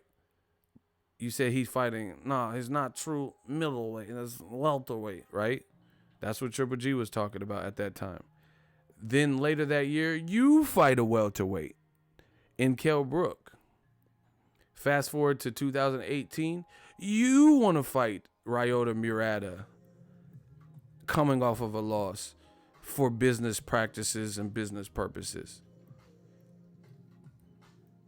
But just a couple years ago, no, it's about its legacy, middleweight legacy, its legacy division. You know, Bernard Hopkins, Carlos Monzon. What happened to Carlos Monzon? Where he at? Like, you know, what's good with that? What happened to legacy division? What happened to B-Hop? What about happened to middleweight? You know, all the belts. Hey, no, all the belts. What happened to all that? Hey, no, guys, all the belts. Where that part at? Don't get mad at me. I'm only being real. What happened to legacy and all the belts and hey, no, guys? I want to get back to that part. Let's get back to that hey, no, guys part. When that coming back? Hello? I'm talking to y'all. Yeah, and Mexican style big drama show. Wait, let's get back to the big drama show. I want to talk more about that big drama show. I want that hey no guys. I want that all that belts again. What about that part? Yeah. What about hey Willie Monroe? He's nothing. His punches tick tick tick. Yeah, I want to see if Charlo's punches is tick tick tick. I want to see if he got them tick tick tick punches. I want them legacies, all that shit. I want that. We'll beat anyone from 154 to 175. What about that smoke? What happened? What happened to any of these statements? Once again, you guys can get mad at me. I didn't make the statement. I didn't say I'll beat anyone from 154 to 168 or 175. I didn't say, hey, no, guys. I didn't say big drama show. You know, don't be mad at me. That's like you going to the doctor and then you do some blood tests and it reveals that you have an STD and you get mad at the doctor. Like, you the one that was raw dogging these. You Willie Lump. Don't get mad at, Doogie Howser because you burning. How you going to be mad at Doogie Howser because it burns when you pee? Like, hey, no, doc, what do you mean? What do you mean I got the clap? You got the clap. You did. Whoever you was with random skios and, flappers. You going, doc, what'd you do? Like, don't blame the doc. The doc didn't do nothing. You blaming Dr. Dre and shit because you burning. Because when you pee, it sound like, because you got that clap.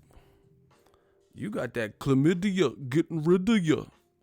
That ain't the doctor's fault. He just ran the test. He just ran the lab work. That shit say positive than a motherfucker. So, once again, you guys can get mad at me. I didn't create this. I'm just going off of what was said to me. Not necessarily to me directly, but, He said, like Usher, gotta let it burn when you say that you love me. So, Abel said, hey, what happened to Abel said, bro, this is new media. This is probably new media's best year because so much of what we said came true. What happened to Abel Sanchez earlier this year before May, when the first Canelo Triple G rematch was on? What happened to Abel Sanchez saying black fighters fight in a style that's unpleasing to the fans, therefore they don't sell? What about that part?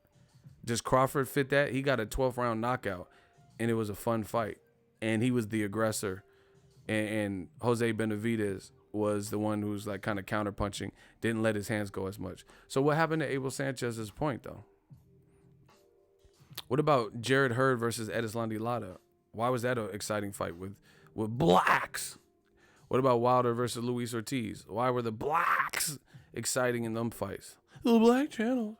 See, that's what I'm saying. People just say stuff and y'all run with it and get mad at me because I pointed out. I thought, listen, that we're not playing that, so now we're going to say Charlo's they're unpleasing to watch or whatever. That's why Triple G don't want to, that's why it doesn't make sense now. Yeah, Derevchenko and Jacobs just last night. And I don't know if you know that Regis Prograis is black. So everybody's just, Tank David. Man, we could do this all day. But these are, don't get mad at me. This is Stable's Abel made. It's documented. And then he went on DBN and he was like trying to justify it and, stand on it.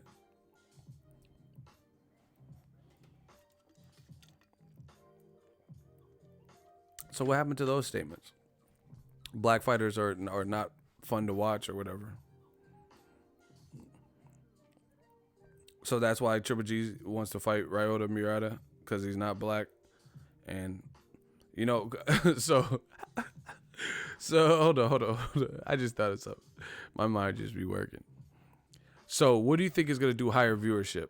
The Charlo brothers on Fox or Ryota Murata versus Rob Brandt on ESPN? So if Charlo don't make sense, he should do substantially less numbers than Ryota Murata. He fought in Vegas against Rob Brandt. What do you think is going to have the higher viewership? See, we don't believe you. You need more people.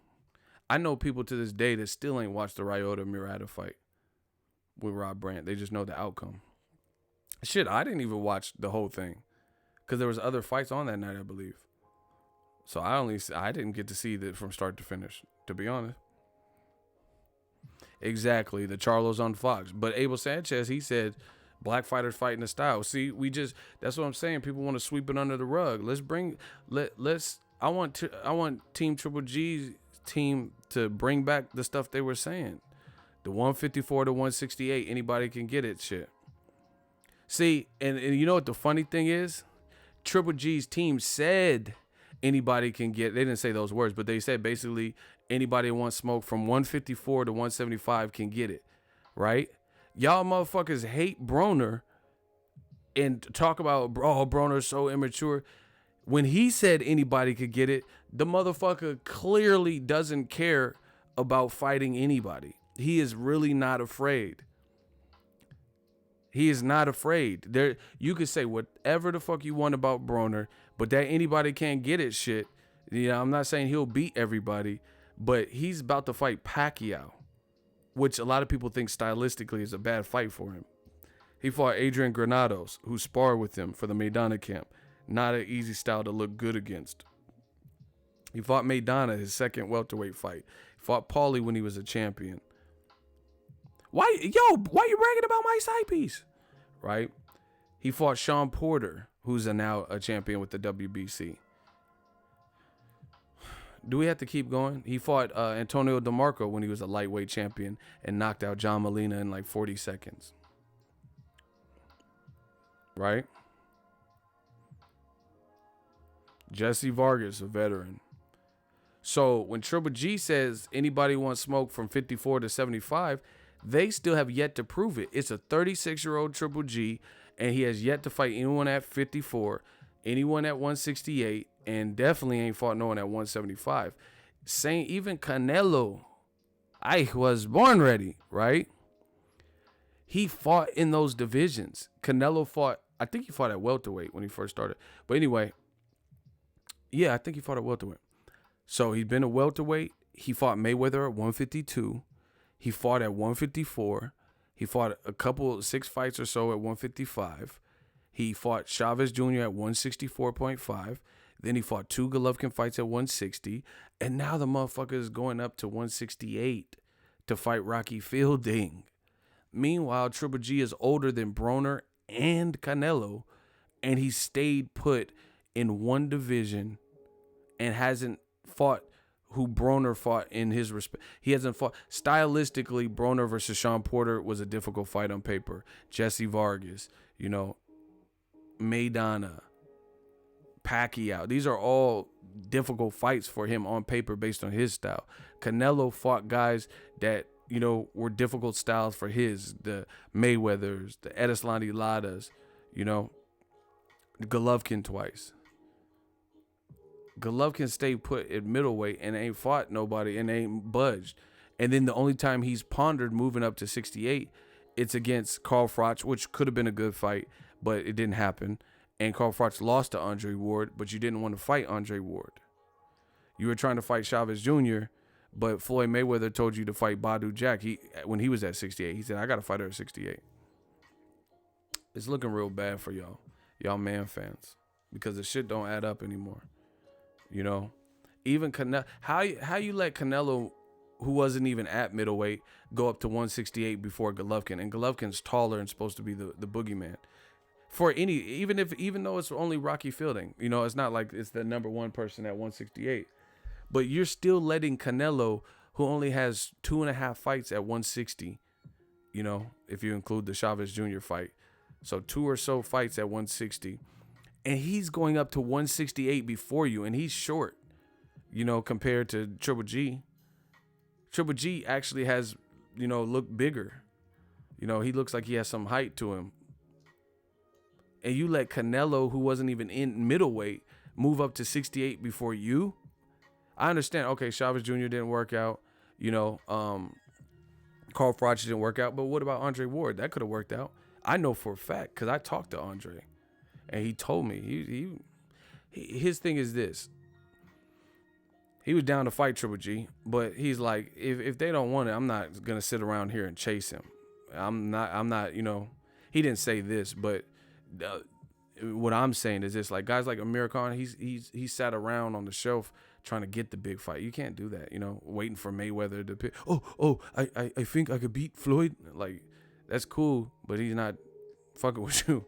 Pacquiao's not fucking with you. So don't just wither away, miss your prime years, and then get knocked out by Canelo because you're not as sharp, because you're not fighting frequently. And then to get a big fight, you have to move all this weight up. It doesn't make sense. That's sad. Triple G let Canelo, who wasn't even at middleweight, move up to 68 before him. That really put that in perspective. Golovkin is the one, him and his team said he could fight anyone from 54 to 68 or 175. And you're letting Canelo fight anybody at 168 before you. And the other thing, there's options. Zurdo Ramirez said he'll fight Bob Arum. Not even Zurdo. Zurdo's promoter. When Canelo pulled out, he says, I got work for you. He said Zurdo Ramirez will fight you on that Mexican date. I didn't hear a peep from Triple G and his team. That would be an awesome Cinco de Mayo. You know, you fought Varnas Martirosyan. You could have fought Derevyanchenko. Derevyanchenko proved that he's like resilient. You know, he's durable despite anything else. He proved that. You know, he proved that he's resilient. You didn't fight him. They rather get stripped by the IBF than to fight Derevyanchenko, who just got beat by a guy you beat. You beat Jacobs, and you let Jacobs beat your mandatory, which then became his mandatory because he was ranked number 2. You know, this is just a terrible look. You know, and you talking about Ryota Murata when the WBC orders. They order. Look, y'all think it's a game. This has been going on for a while, and I know it's more. 1 year ago, Arum Zurdo Gilberto destroys Golovkin. That's one video from a year ago. Bob Arum said that. Look, 6 months ago, another. Look, breaking. Hold on.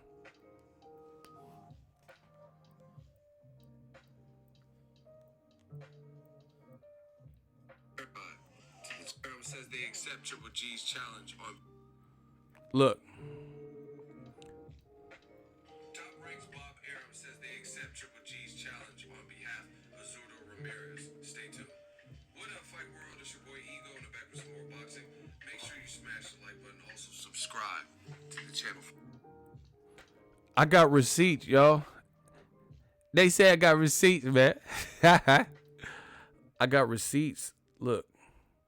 40,000 views. 505 likes, 82 dislikes. Boxingego. Breaking. Gilberto Ramirez accepts Gennady Golovkin's challenge to replace Canelo per Bob Arum. April 2nd, 2018. Wow, Top Rank's Bob Arum made it loud and clear that his super middleweight Mexican champion Gilberto Zurdo Ramirez is willing to step up and fill in for Canelo on Cinco de Mayo, May 5th fight date for Canelo, who is likely to get suspended and fined for his 2 failed VADA drug test. The source, I linked to it so you guys can still go get it. And I also put the tweet in here. I got receipts, motherfuckers. That blue check means that's a verified Bob Arum Twitter. On behalf of Zurdo Ramirez, you have the promoter with the verified page. On behalf of Zurdo Ramirez, we would accept a challenge from Gennady Golovkin to fight for Zurdo's super middleweight title. Look, time stamped and date. So, once again, like I said, how is a guy who's been a middleweight since the amateurs, who's strong at middleweight, how come he's never moved out of his division to seek better challenges, especially if he felt he was getting avoided and the clock was ticking? And then you let a guy who started off divisions below you, like Canelo, and he's already moving up to fight anybody, at least somebody who's taller than him, you know, at 168. And Golovkin still ain't moving. He's talking about Ryota Murata off of a loss. But then you have people like Bob Arum. Bob Arum represents Zurdo Ramirez. Ramirez has said he would fight Golovkin. You had the promoter saying it, and I don't hear anything from Triple G. Don't get mad at me. I got receipts. They're hoping this shit washes away, the man fans. They're hoping all this shit is in a bottle and somebody threw it in the sea. But this is what I do for a living. I told you I could have been a lawyer if I wanted to, but I chose boxing. The receipts are there. There's nothing you can tell me. You guys are doomed. You are trapped. What makes it worse, if Canelo retired tomorrow and Triple G retired tomorrow, Canelo can at least say, I have a resume with some Hall of Famers, on it. Win, lose, or draw. Triple G, not so much. And then especially when you start looking at a decisive win. Like, Canelo decisively beat Shane Mosley. You could say Shane was older, but that's still a Hall of Famer.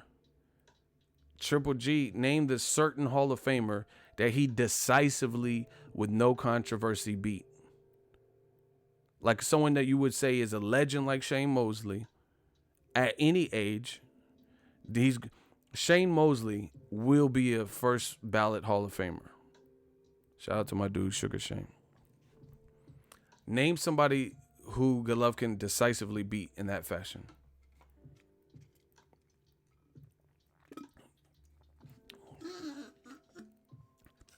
That not just decisively beat, first round Hall of Famer shit.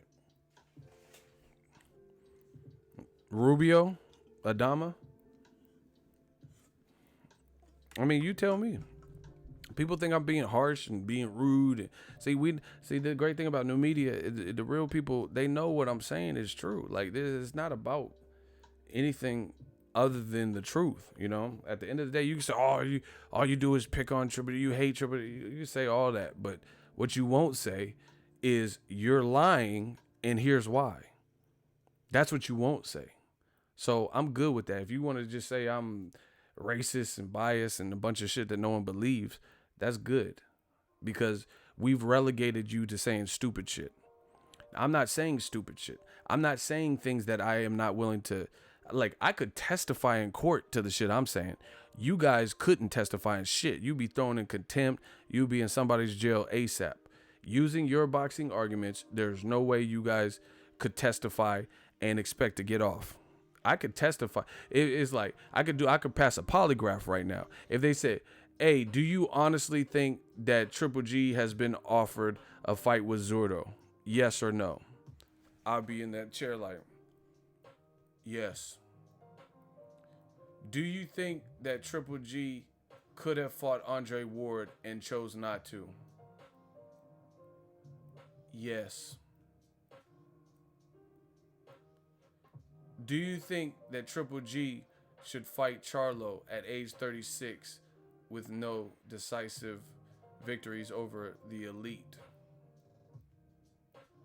Yes. And when them results come the fuck back for that polygraph, I promise you I pass with flying colors. I promise you that. Put me on a lie detector test.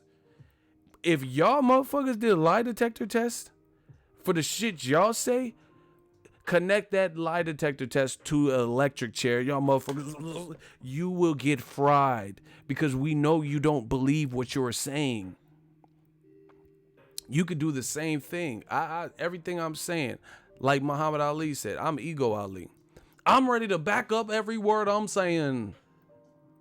If they connected a lie detector test to an electric chair, y'all motherfuckers would get fried, because you don't believe what you're saying. I believe what I am saying. I could show you what I'm saying. Ego's been exposed. Ego sucks. Oh, Ego, you're hating. Oh, who have the Charlos beat? The Charlos are a bunch of bums. Okay, connect yourself to that lie detector test, and if you lie, you get fried. How about that? That's our new shit. You lie, get fried. Put me on the same thing. If I lie, if I'm not being transparent, if I'm not being realistic, fry me. And I'll leave that motherfucker untouched, because I believe what I'm saying. I can show you what I'm saying. You can't. It's new media season, baby. It's over.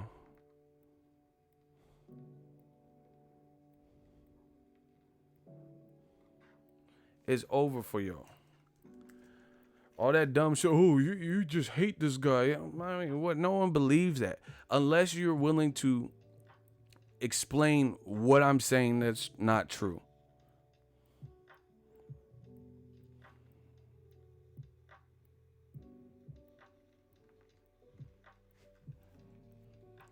See, look at Daniel Lopez is talking about Spence and Terrence Crawford.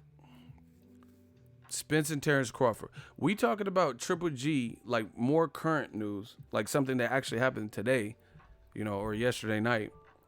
And you talking about Terrence Crawford. I've already went over to, listen, we can talk about the Crawford situation. I seen the Boxing Voice did an interview. Shout out to them. They did an interview with the PBC spokesperson. And he says, we got fights for Errol Spence. And motherfuckers like they see when new media hits y'all over the head with points, it's like factual, like game changing shit that you can't come back from. When the people who oppose new media try to hit you with points, it's always a reach. It's like always something that like they act like he said something. He's not saying nothing. He's not reinventing the wheel. Timothy Smith, that interview with the Boxing Voice, you act like he said something like crazy. He didn't. All he said is we got guys for Errol Spence to fight and we're going to make those. Bob Arum and Top Rank have made a whole career of taking the in-house fight first. Fuck is you talking about? So what are you talking about? So see, you got to know your boxing. Okay, I promise you, I will destroy anybody in the hot seat right now. If you want to argue with me that Top Rank hasn't made a career of building in-house fights prior and taking precedence over working with other promoters, step right up. Top Rank has been doing this more so than Al Heyman. Who wants to take it? Listen, I'm feeling good, feeling great. Who wants to take that? Who wants to take that hot seat? So listen, if this is the standard we're holding PBC to, fine. Step up in the hot seat. You're mad because they're taking the in-house fights before. Step up. I'm waiting. I promise you, lie get fried in this hot seat. I'm ready. Let's see who steps up. Because I know they can't beat me with their argument because it's going to be some bullshit. And we know Top Rank has been doing this for years. Horn versus Pac-Man? What does that have to do with anything? What is Horn versus Pac-Man? I don't get what you're saying.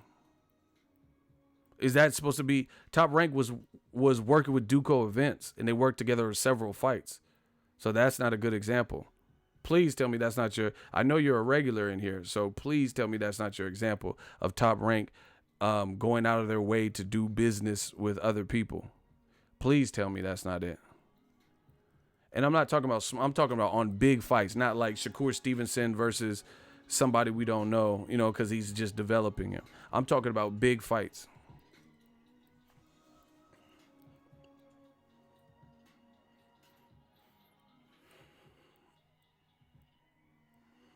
Who's going to step up? See, I'm always the bad guy. I'm always this and that until it comes time to do the hot seat. And then you see him get quiet. And as soon as I hit stop and then the video can't speak back, then all of a sudden, oh, you're full of shit. Oh, fuck you. This ain't new media. This fake media. All right. You see? This is what we deal with each and every time. Let's talk about this Crawford Spence stuff because we'll put it to bed right now. We'll put it to bed right now. Top Rank has made a whole ass career of the in-house fight taking priority. Terrence Crawford, Jose Benavidez. Name bigger recent fights. Victor Postal versus Terrence Crawford. Right? I'm not saying they've never worked with anybody, but I'm talking about the fight. How many people did Pacquiao fight? Brandon Rios. All these people that had stuff like in-house fights. Big fights that could have been made elsewhere, and Pacquiao fought Brandon Rios. But he could have fought Keith Thurman or somebody. Or Amir Khan. Stop it.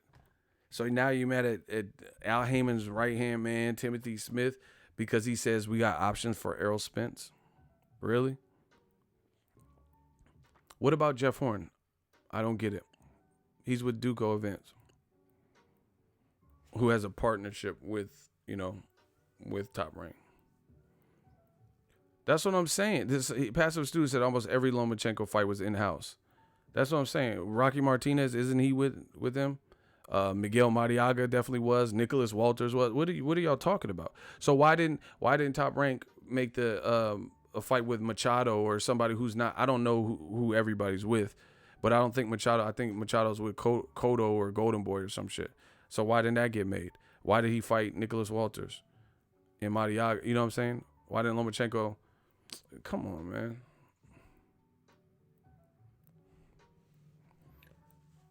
So this what I'm saying. This is like calling the kettle black, because you finally see, because you can't get Al Heyman because he ain't even doing no interviews. So when he has his people, his men's doing the interviews, he's like, aha, but it's not even an aha moment. What they said is the absolute truth. They hold the cards at the welterweight division. So they do have fights for Errol Spence that they can make in-house, right? I understand that people want to see Terrence Crawford versus Errol Spence. I want to see it too. But I already told you, I want to see it when it's at its greatest, see what they both can do. And when it's at its greatest is when, if they're the last two people standing, then they fight for all the marbles, all the infinity stones. I have no problem with that. I already told you that. And that's because Crawford just got to the division. It's not like Joshua and Wilder where they're the two only motherfuckers in the division left with belts. And it's a big fight, a big money fight. Does anyone believe that Spence and Crawford right now is a bigger money fight, bigger financial success than Wilder versus Joshua if they were to fight? So that's why I say it still has time where it can be built. When I wanted to see Canelo versus Triple G in 2016, the money was good, Like, if people wanted to see it, Triple G, he was doing good ticket sales. Canelo's the star. So the money was cool. That didn't need to marinate. Y'all want to see Crawford versus Spence off of the perception of Crawford, who he is as a total package, but he only has 2 fights at the welterweight division. That's a fact. We haven't even seen Crawford versus Danny Garcia or Sean Porter or somebody. I'm not saying he wouldn't beat him or can't beat him. This is not a fight prediction. This is a fact.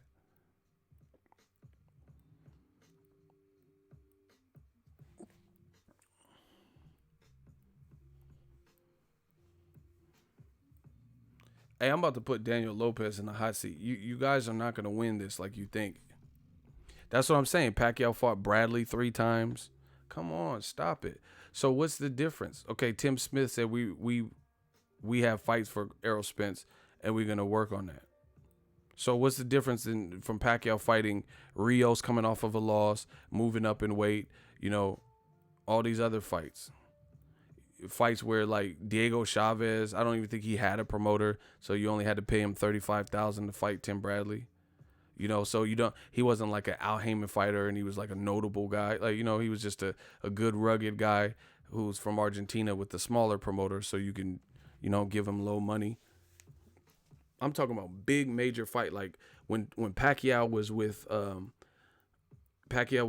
Top Rank, and then Amir Khan before he got knocked out by Canelo, before he got knocked out Danny Garcia, stuff like that. Why didn't that get made? See, that's what I'm saying. These people they think they have the answers until it comes time to explain it.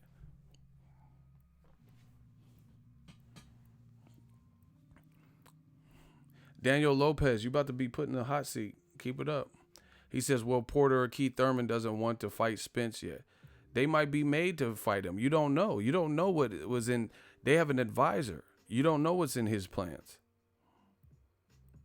He might make some calls, and I don't know how it works, but he might make some calls at WBC like, hey, we trying to make this Porter versus Spence fight. Is that cool? Is that doable? Who knows? He's their advisor. So you can't go off of that because one person is saying they want to fight. If that was, listen, you know how many people, Dillian Whyte said that he wanted to fight Luis Ortiz. He has a video where he said that, but he's not fighting Luis Ortiz because the powers that be didn't make the fight. So who cares? You guys get gassed up off of call-outs. A call-out don't mean nothing because even if the two fight, Ryan Garcia said he wants to fight Tank Davis. See, you motherfuckers these man fans never use other examples. Okay, Tank Davis says, I'll beat the shit out of Ryan Garcia. And Golden Boy's Ryan Garcia says, I want to fight Tank. He's the one that called out Tank. So why the fight didn't happen? If it's that easy, if co-promotional things are that easy, why not? I would pay top dollar to see Ryan Garcia and Tank Davis. Why didn't it happen? I'll watch it. I'll support it. They didn't even let the motherfuckers spar. But everyone wants to make a big deal of Crawford Spence. So you got to look at the whole picture. Why isn't Wilder fought Joshua? If two different promoters working together, if this is just Al Heyman, then how come Wilder and Joshua didn't happen this year? We'll stick with Ryan Garcia and Tank Davis. Why it ain't happen? Tank said he'll beat the shit out of him, and the kid's not ready. Ryan Garcia said he wants to smoke. So why didn't Golden Boy get it cracking? They got the A side. They got, Ryan Garcia got 1 million views or 1 million followers. Why it didn't happen? You guys putting all this precedence over Crawford and Spence. Why Ryan Garcia Tank didn't happen? Oh, because Ryan Garcia's 19 and Tank's 23. And what? They both said they want to fight, though. Fans could dig it. Fans will watch that. I will watch it.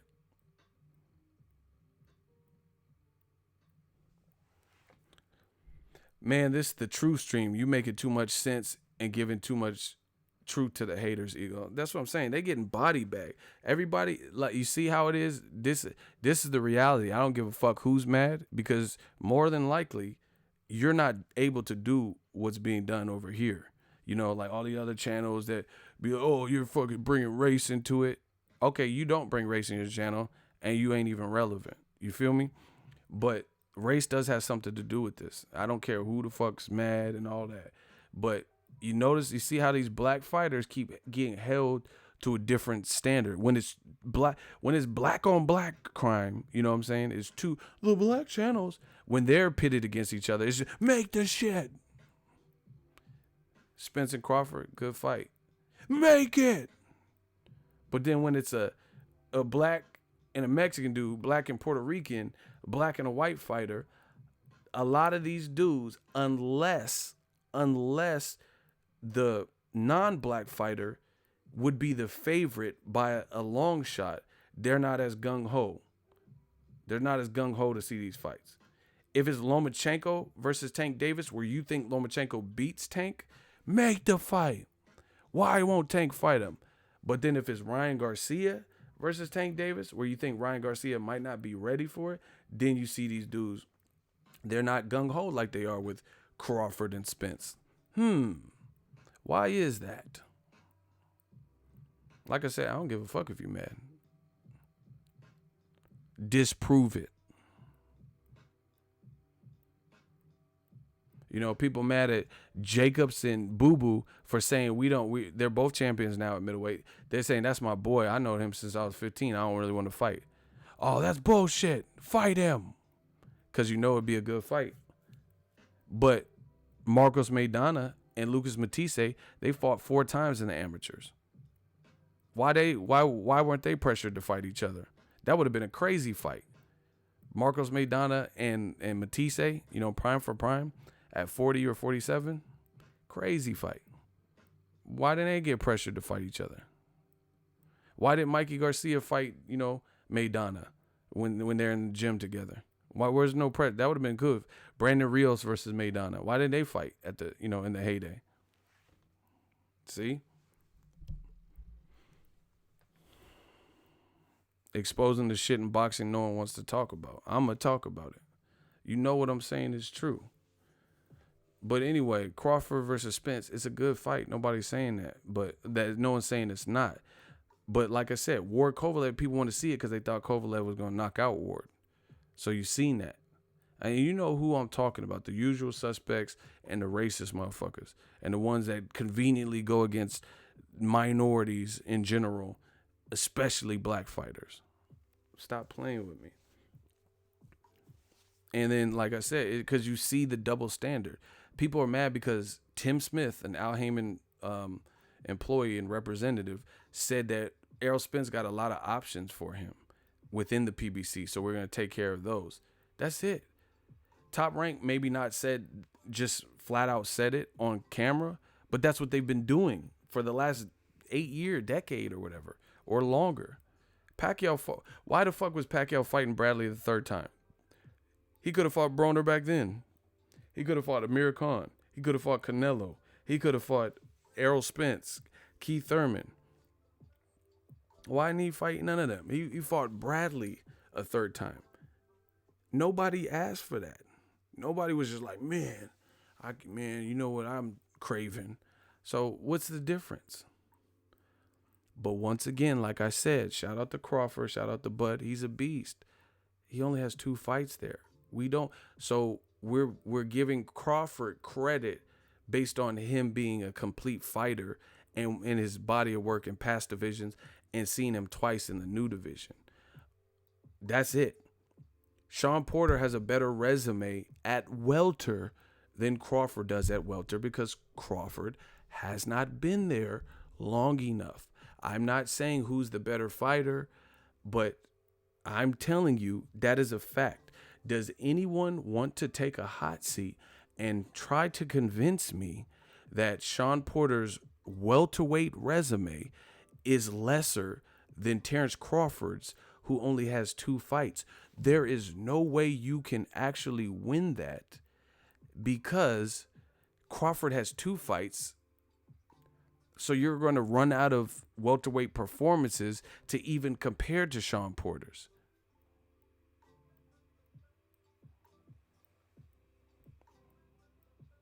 So it doesn't even make sense. You know what I'm saying is a fact. Could Crawford have beaten everybody Sean Porter fought? Who knows? But we still have to see it. Maybe he could. I don't know. Crawford fought Broner at welterweight, even though it was a catchweight, it was still welterweight. Broner, Keith Thurman, undefeated Kell Brook, Danny Garcia. That is 4 names. Crawford doesn't even have 4 fights at that division. So if PBC puts it together and makes Errol Spence versus Sean Porter, despite if you like Sean Porter's style, despite if you think Sean Porter has a chance, how could you criticize that fight when he has more fights at the division against bigger names? I didn't even go through Sean Porter's whole resume. I didn't even go through Adrian Granado's, and some of the other guys, the Eric Bonet fights and this fight and that fight. I haven't even got to those guys. I just named like the heavy hitters: Kell Brook, Keith Thurman, Danny Garcia, and Adrian Broner.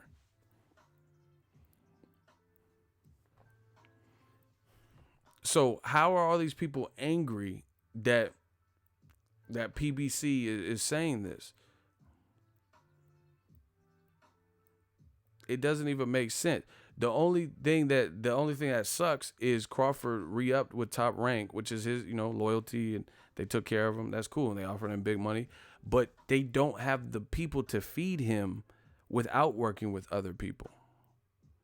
So the thing you got to look at it is, and this might be PBC's plan to showcase that. I don't know. I'm not Al Heyman.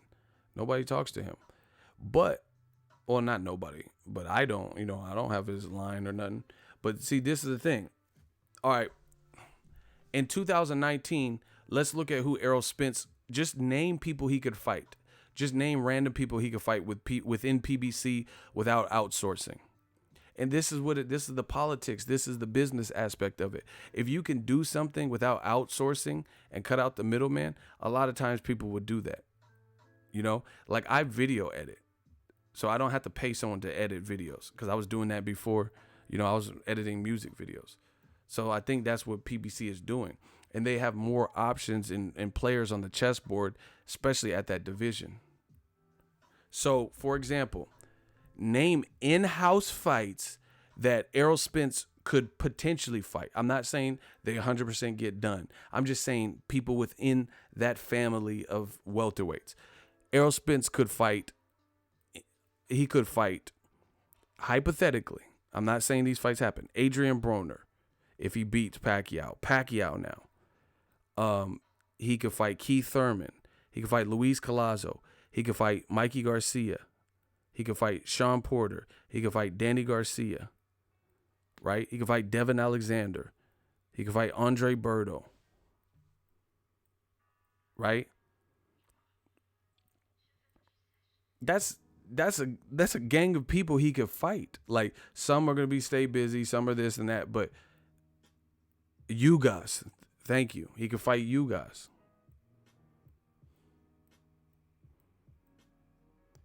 Now in 2019, if Crawford wants an in-house fight with Top Rank and he wants to fight at 147, which is his new weight division, who can he fight? I just named several people, like realistic people that he could fight. Now, who could Crawford fight in 2019?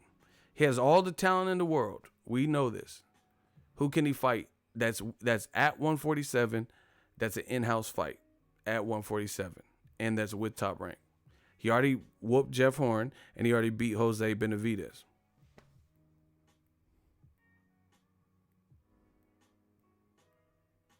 Kell Brook is with Matchroom. Listen, I'm just going to have my shooter start clapping you just because I want people to think about what they say. Kell Brook first of all, he said he can't even make 147. He's going back and forth.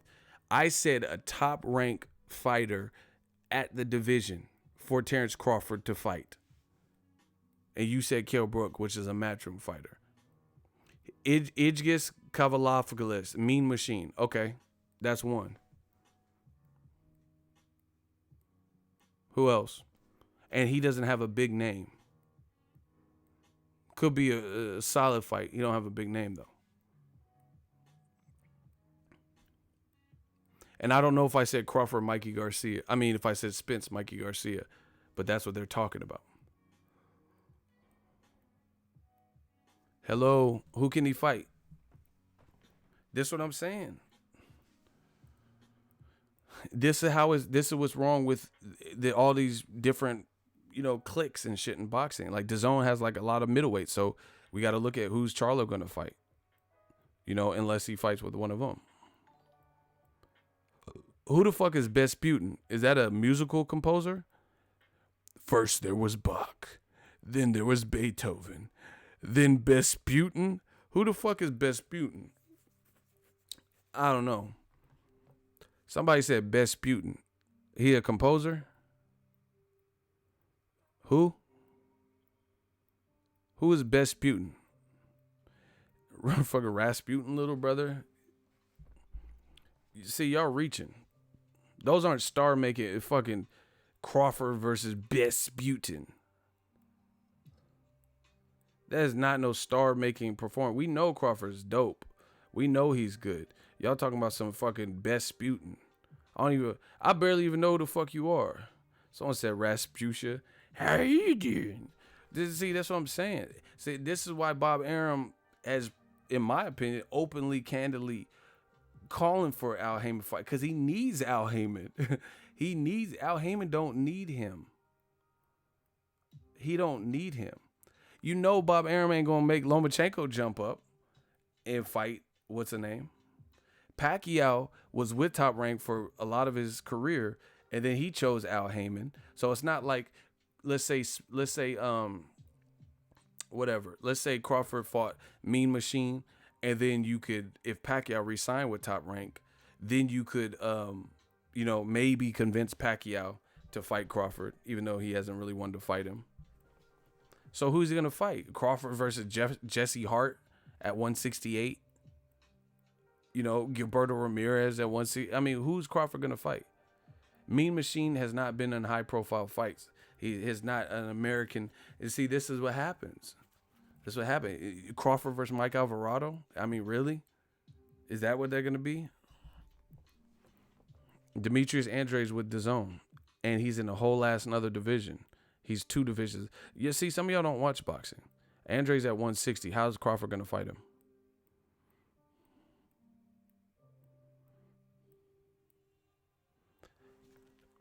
Who would you have Crawford fight? I don't know. That's why I'm asking you.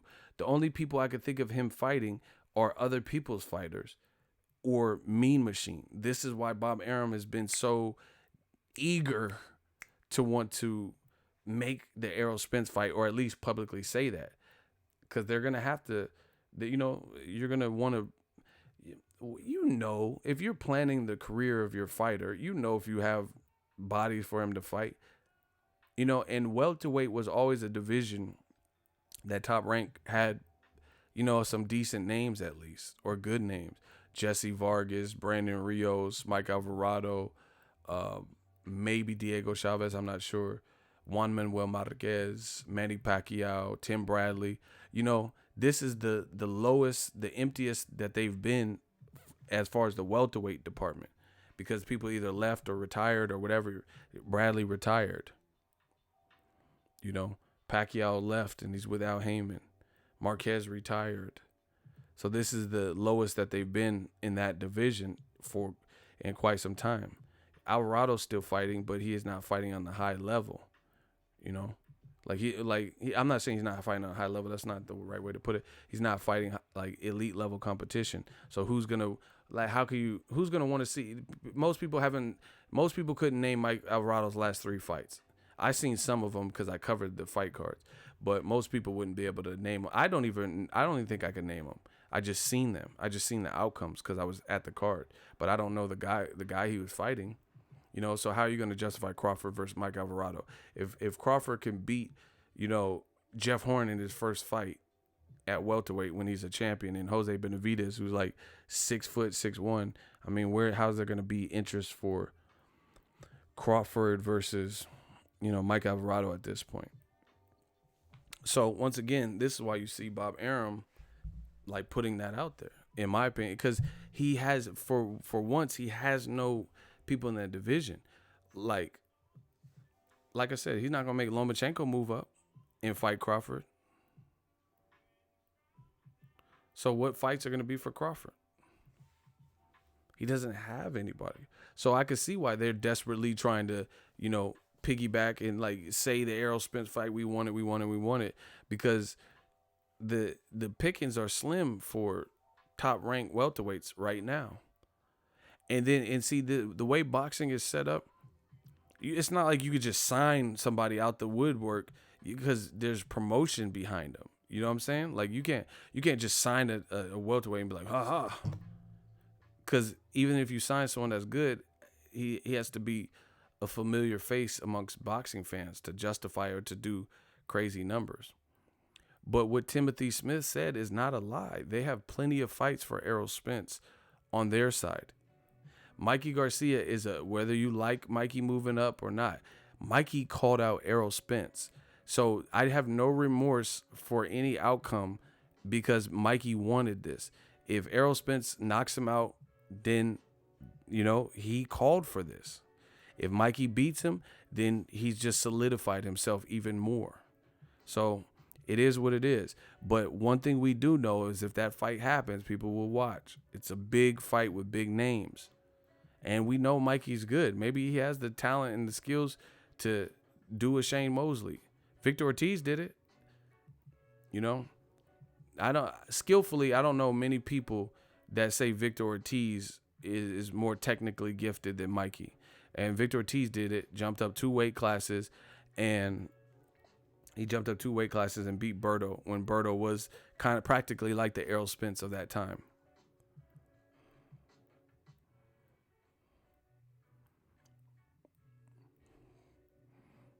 I thought I would want to see Crawford versus Khan, but I wasn't. The way Khan, he didn't look. I don't know. He's gonna have to have a different camp or something. He didn't look that sharp versus Samuel Vargas, so that's gonna hurt that fight.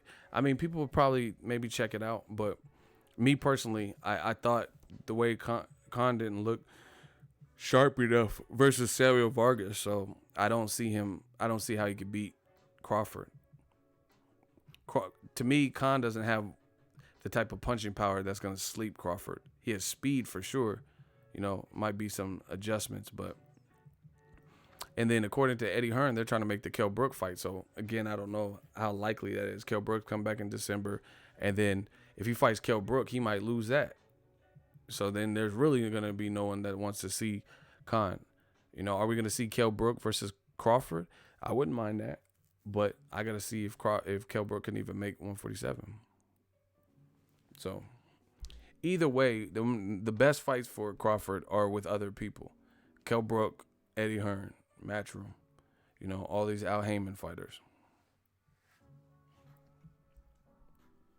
Lamont Peterson's advised by Al Heyman, so that all needs Al's blessing.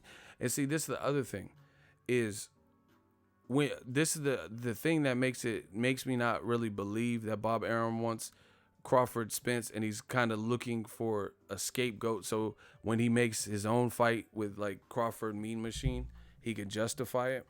Is because PBC. First of all, why would you be talking shit about someone you actively need and want to work with? You know what I'm saying? That's like someone saying, "Hey, I want to collaborate with your channel," and they doing diss videos or saying, "Oh, Ego's fucking stupid." That's not a good way to get to collaborate with a YouTuber, right?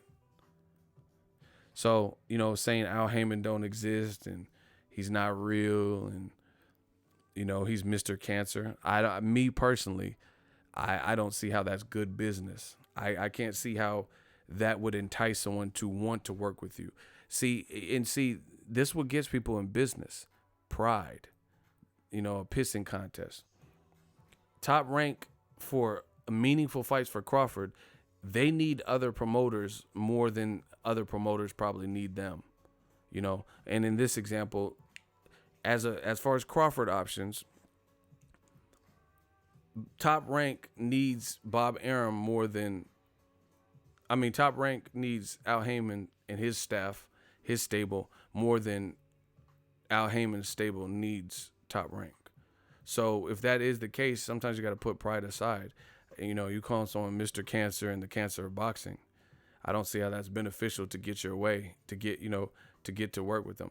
And like, you know, you gotta listen to what people say. They say, oh, Bob Arum is now doing these like scoffing interviews where he's angry and saying Al Heyman don't exist. But how did you make Felix Diaz and John Molina Jr., two Al Heyman advised fighters?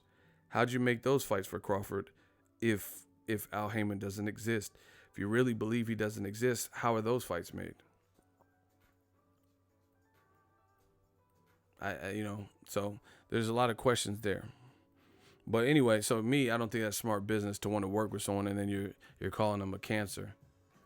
So that's one thing. But beyond that, you need them. So you kind of have to put your ego aside to get. Errol Spence can actually boost up his profile by fighting people on PBC. He can do that. Can Crawford, as much skill as he has, do they have the inventory of fighters to boost up Crawford beyond where he's already ranked right now? So Spence could end up gaining popularity if he beats Mikey Garcia. He can gain popularity if he can beat Sean Porter or Danny Garcia, or beat Danny Garcia by stoppage or something, because Danny Garcia has a chin and Keith Thurman couldn't stop him. Sean Porter couldn't stop him. So there's still fights out there for Errol Spence within PBC that could take him to the next level. Mean Machine versus Crawford is not going to prove to anybody more than what we already know about Crawford. And that's what some of you guys are failing to understand.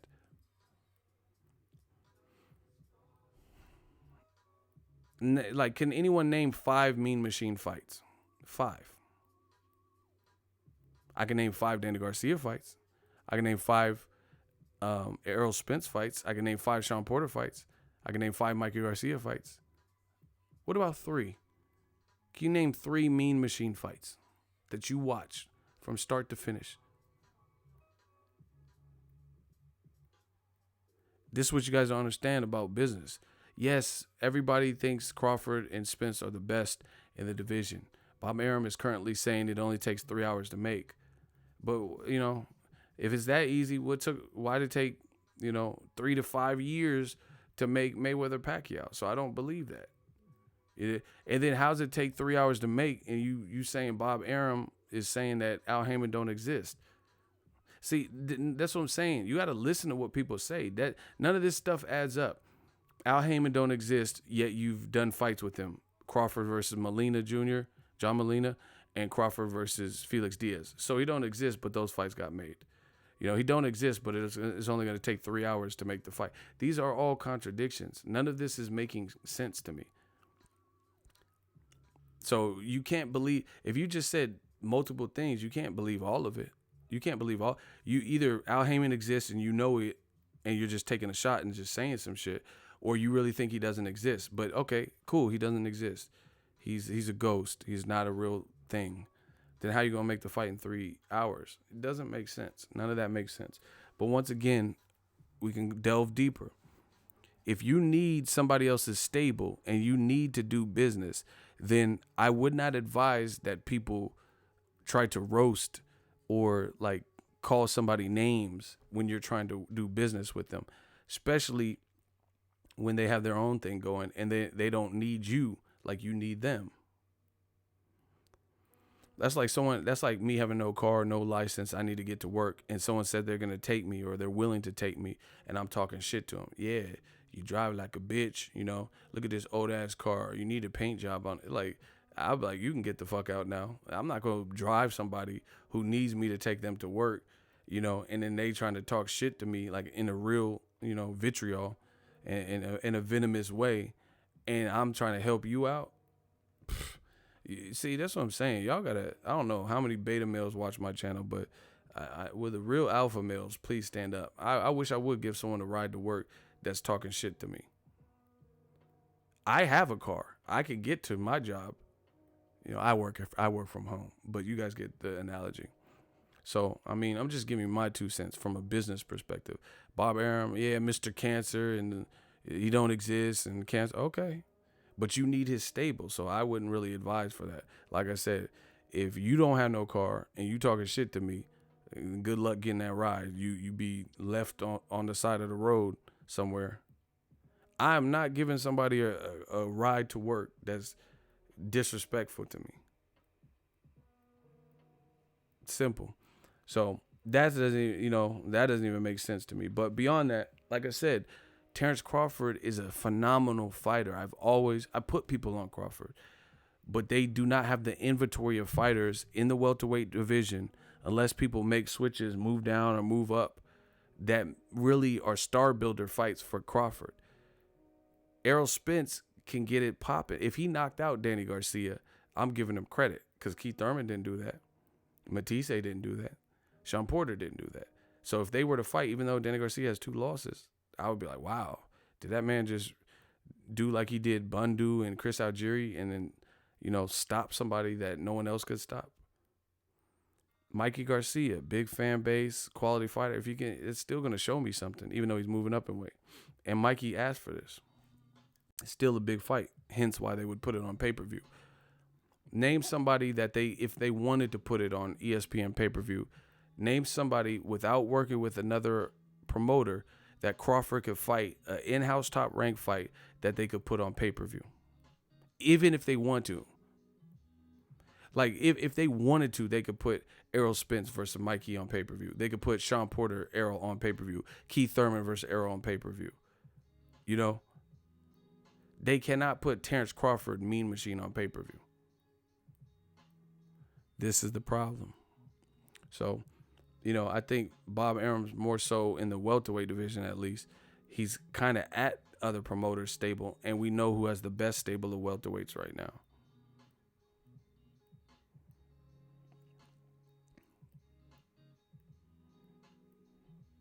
So that's the reality of it. And I don't see one person proving me wrong in this comment section. Crawford is brilliant, excellent fighter. ESPN does have a pay-per-view. Look it up. Antonio Margarito fought on ESPN pay-per-view years ago. So they could do a pay-per-view. It's a network. They can do it. Any network can do it.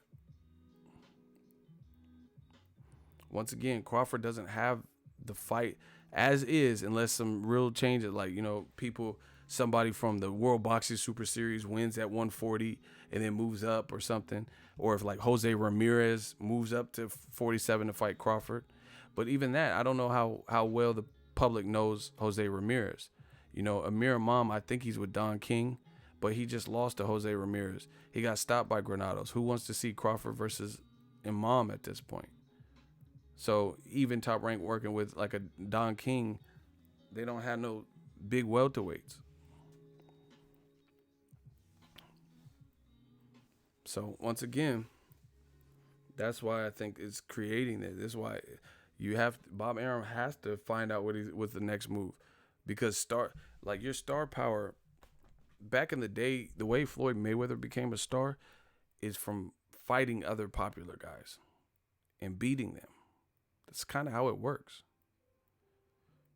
Floyd Mayweather, his pay-per-view with Arturo Gatti, it did all right, but it was his pay-per-view with De La Hoya that kicked it off. Then he became the cash cow. So he fought Ricky Hatton, Shane Mosley, Cotto, Pacquiao, Maidana, then it kicked off. Crawford, he can't, be on pay-per-view versus a Mean Machine. His fight with Victor Postol at the time was really good. It was a good on-paper fight. And that was on HBO pay-per-view. It did 50,000. And this is what Top Rank, they have to be foreshadowing and looking at their options for Crawford. And see, this is the thing.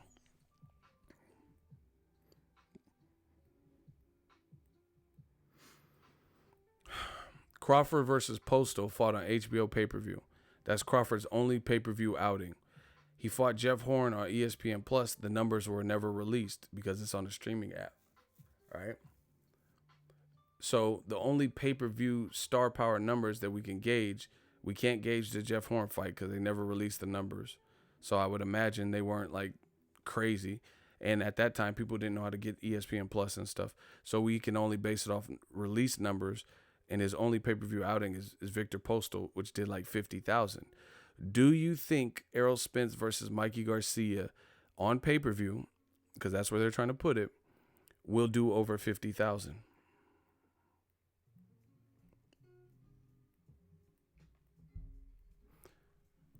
See, look at James Souza. He did a fact checker on me. I like when y'all do that. He said, "Oh, yep, He said, a grip, bro. Margarito versus Cintron was pay-per-view.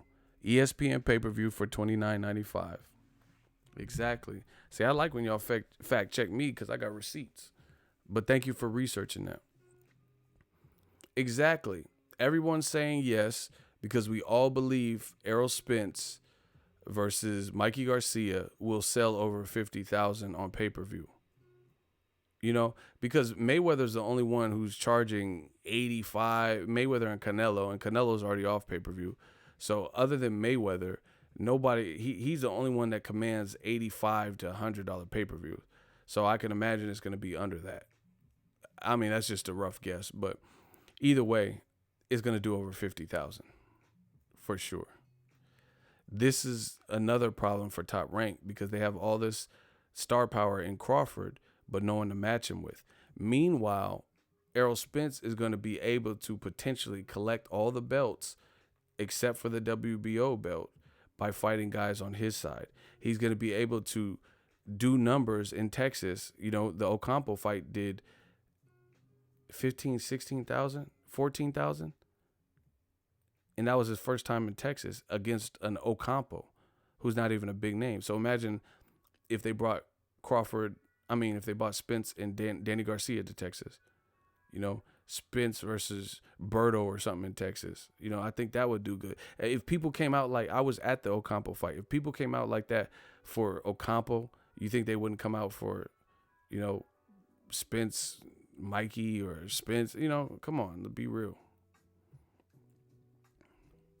So this is another problem is Crawford he's like a star, but he doesn't have it.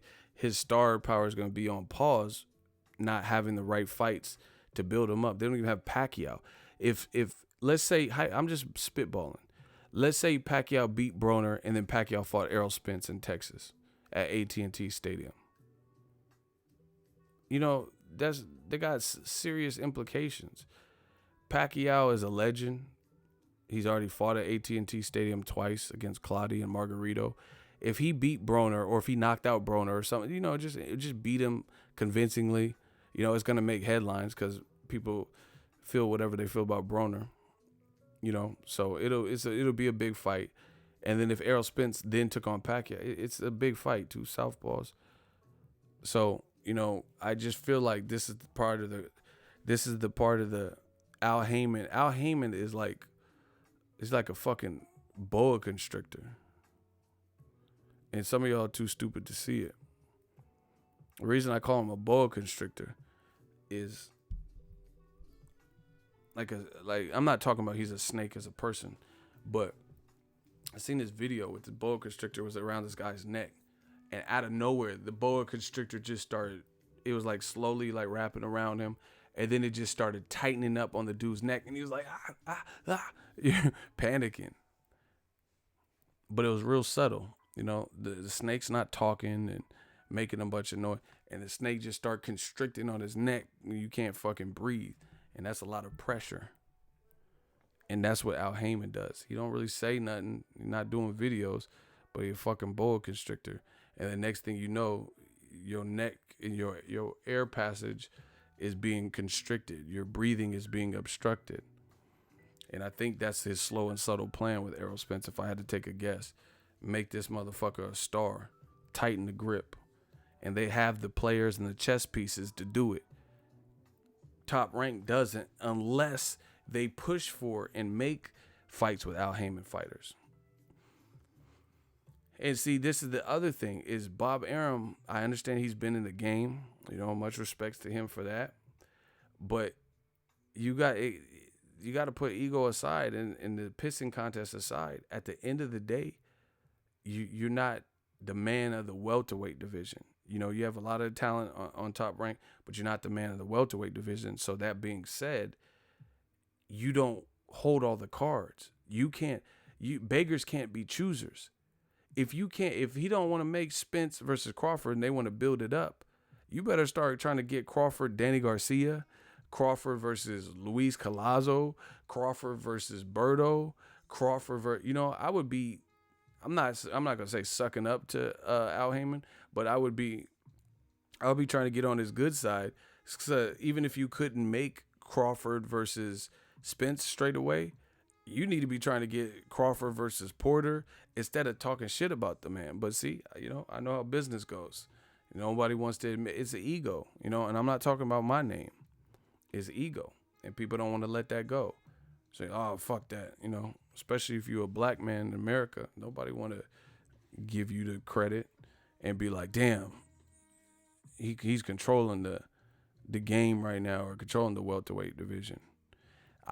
Me personally, there's a time, I love being right if I can, but there's a time where you got to just fold and just be like, you know, how is Bob Arum going to say, he's saying the other guys don't mean shit for Crawford. We want Spence. You better take what you can get. You know what I'm saying? I would rather see Luis Collazo versus Crawford. No bullshit. Because he had Thurman backpedaling and grabbing. He had him grabbing his stomach one time. You know? So would you rather see Crawford versus Luis Collazo or Crawford versus Mean Machine? I know more about Collazo.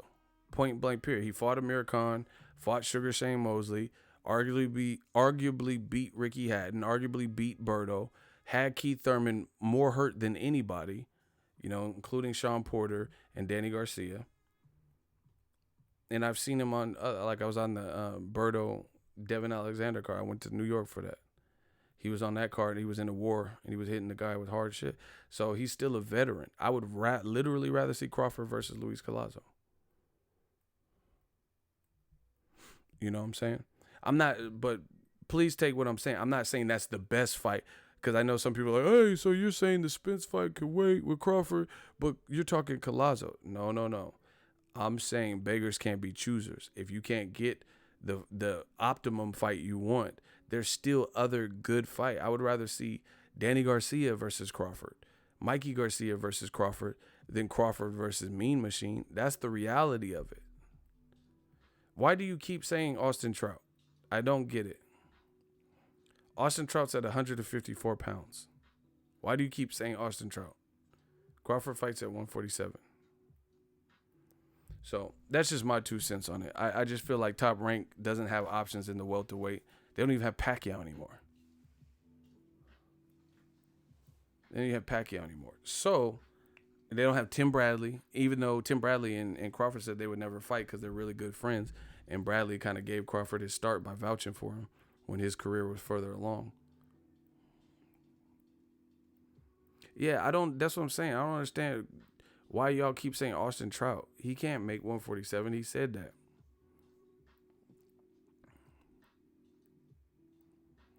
Crawford Amir Khan? I don't know. That's Eddie Hearn. What's the last big fight Eddie Hearn and Bob Arum did together? I don't know.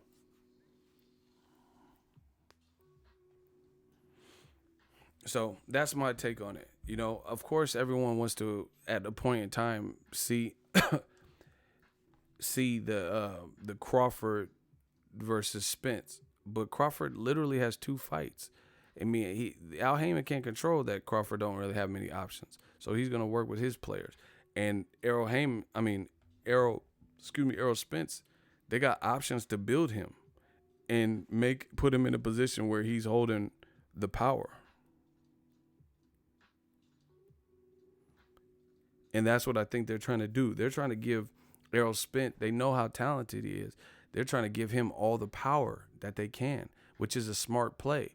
Because, okay, you know how, oh my God, man, smash the like button. I just feel like this is so elementary. I hope I'm not boring y'all with this conversation. I just feel like this is, like, people, when you really lay it all out on the table, it's very easy to see it's a strategy. And I feel like it's just like, do y'all want me to even keep going with this bullshit?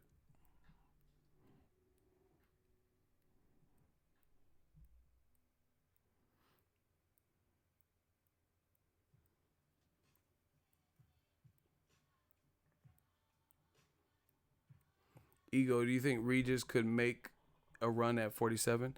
I got to see more from him. I mean, he definitely has potential to. We can listen to you for hours. All right, let me keep going. It's already been hours. Fuck. All right. Sometimes when you have 2 different promoters, you know, egos and shit like that, working together on a major fight, there's an argument on who's the A side, right? Like, let's say Miguel Cotto or Sergio Martinez. Sergio's the champion. Miguel Cotto is the big name. So it's like, who's the A side, right? Sergio Martinez versus Chavez. You know, different promotional things. Who's the A side? That type of thing. If PBC does what they've been saying with Errol Spence and they keep building him, where Errol Spence has a pay-per-view with Mikey Garcia, maybe if he beats Mikey Garcia and has a win, you know, they feed him like a Luis Collazo, a veteran, and he does that. Then he unifies with the Sean Porter, fights a big name, Danny Garcia. He gets the Sean Porter belt if he beats him, stuff like that. Errol Spence is going to keep growing and keep growing in star power. It's like Thanos with the Infinity Stones. He's going to keep growing in that regard. So if or when he does fight against Terrence Crawford, there's going to be no way that Crawford can demand the A-side shit. Because if Spence has all the belts except for the WBO, right? Spence had a pay-per-view with Mikey Garcia that outperformed Crawford postal 50,000 pay-per-view. Then how can, you know, it's going to be clear he has to be the A side.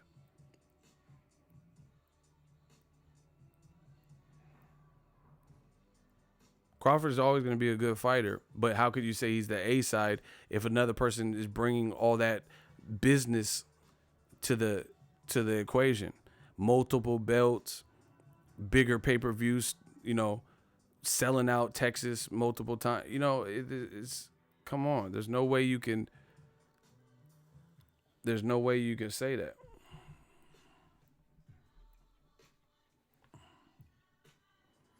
So I think that's the game plan, is to make Errol Spence a star, point blank, period. And they could top it off with the Crawford fight. So I think that's... Ego, answer me this. How long has Charlo been the WBC mandatory? Also, how many fights has he had since he has been the mandatory? So why isn't his team enforcing the fight? You know, that's a switch of gear of what we're talking about. But I don't know if he's the WBC, all these sanctioning bodies, the rules are weird. I thought if he beat Hugo Centeno Jr., that was supposed to be an eliminator. And then they came out with the Ukraine convention and said Charlo had to fight Triple G to secure the Canelo shot. But I thought he was guaranteed the winner just from beating Hugo Centeno. I thought that was the final eliminator for the interim. So, that's all that stuff's a little bit shaky. But with Triple G's team coming out and saying we're not trying to fight Charlo, it makes no sense. That might just elevate him so it secures his spot with Canelo. Shout out to the Al Heyman thing. It said that's exactly the plan. The thing is, Crawford fans are arguing out of emotion and backed up by no fact. See, this one, I'm a Crawford fan too. I'm a Spence fan. I like all these guys. But at the end of the day, you gotta do some foreshadowing in the boxing. PBC holds more stake at welterweight. End of story. So they can do more. They could build more. Bob Arum has to run. It's just like, it's the same thing with Lomachenko, Gervonta Tank Davis, whether you like it or not. It's a great fight, but Lomachenko is older than Tank Davis because he stayed an amateur so long. So he's pushing 30. Tank Davis is 22, 23, or whatever age he is. So you have to look at what they're saying for the business sense is Tank can keep developing and, be at his best. That's the game, same thing. That's what Joshua looks like he's trying to do. He's like, oh man, I'll fight Wilder in 2018, 2019, 2020. And that's what it seems like people are trying to do. Move their fighter how they want to move them. That's just the nature of where boxing's at.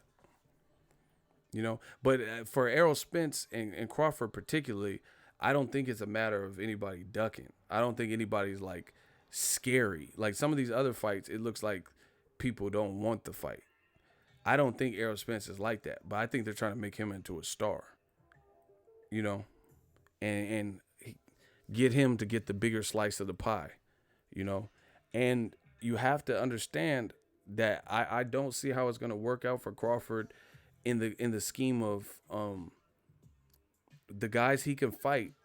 I don't see him being able to fight a bigger palette of guys that will enhance his profile and or collect him the belts before Errol Spence. I don't. I think there's more ready-made fights that build Spence into a star right now as opposed to Crawford. The Crawford meme machine, that's just something to, fight week to get by. See Crawford versus a guy with the, solid punch, but hasn't been really built up in America.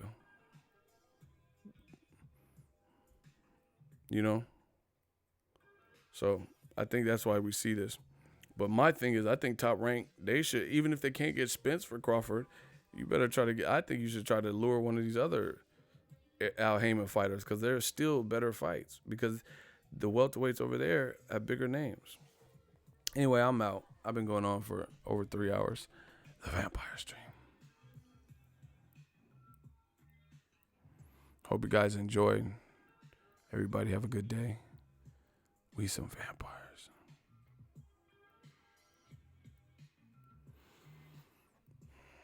But the Vampire Stream.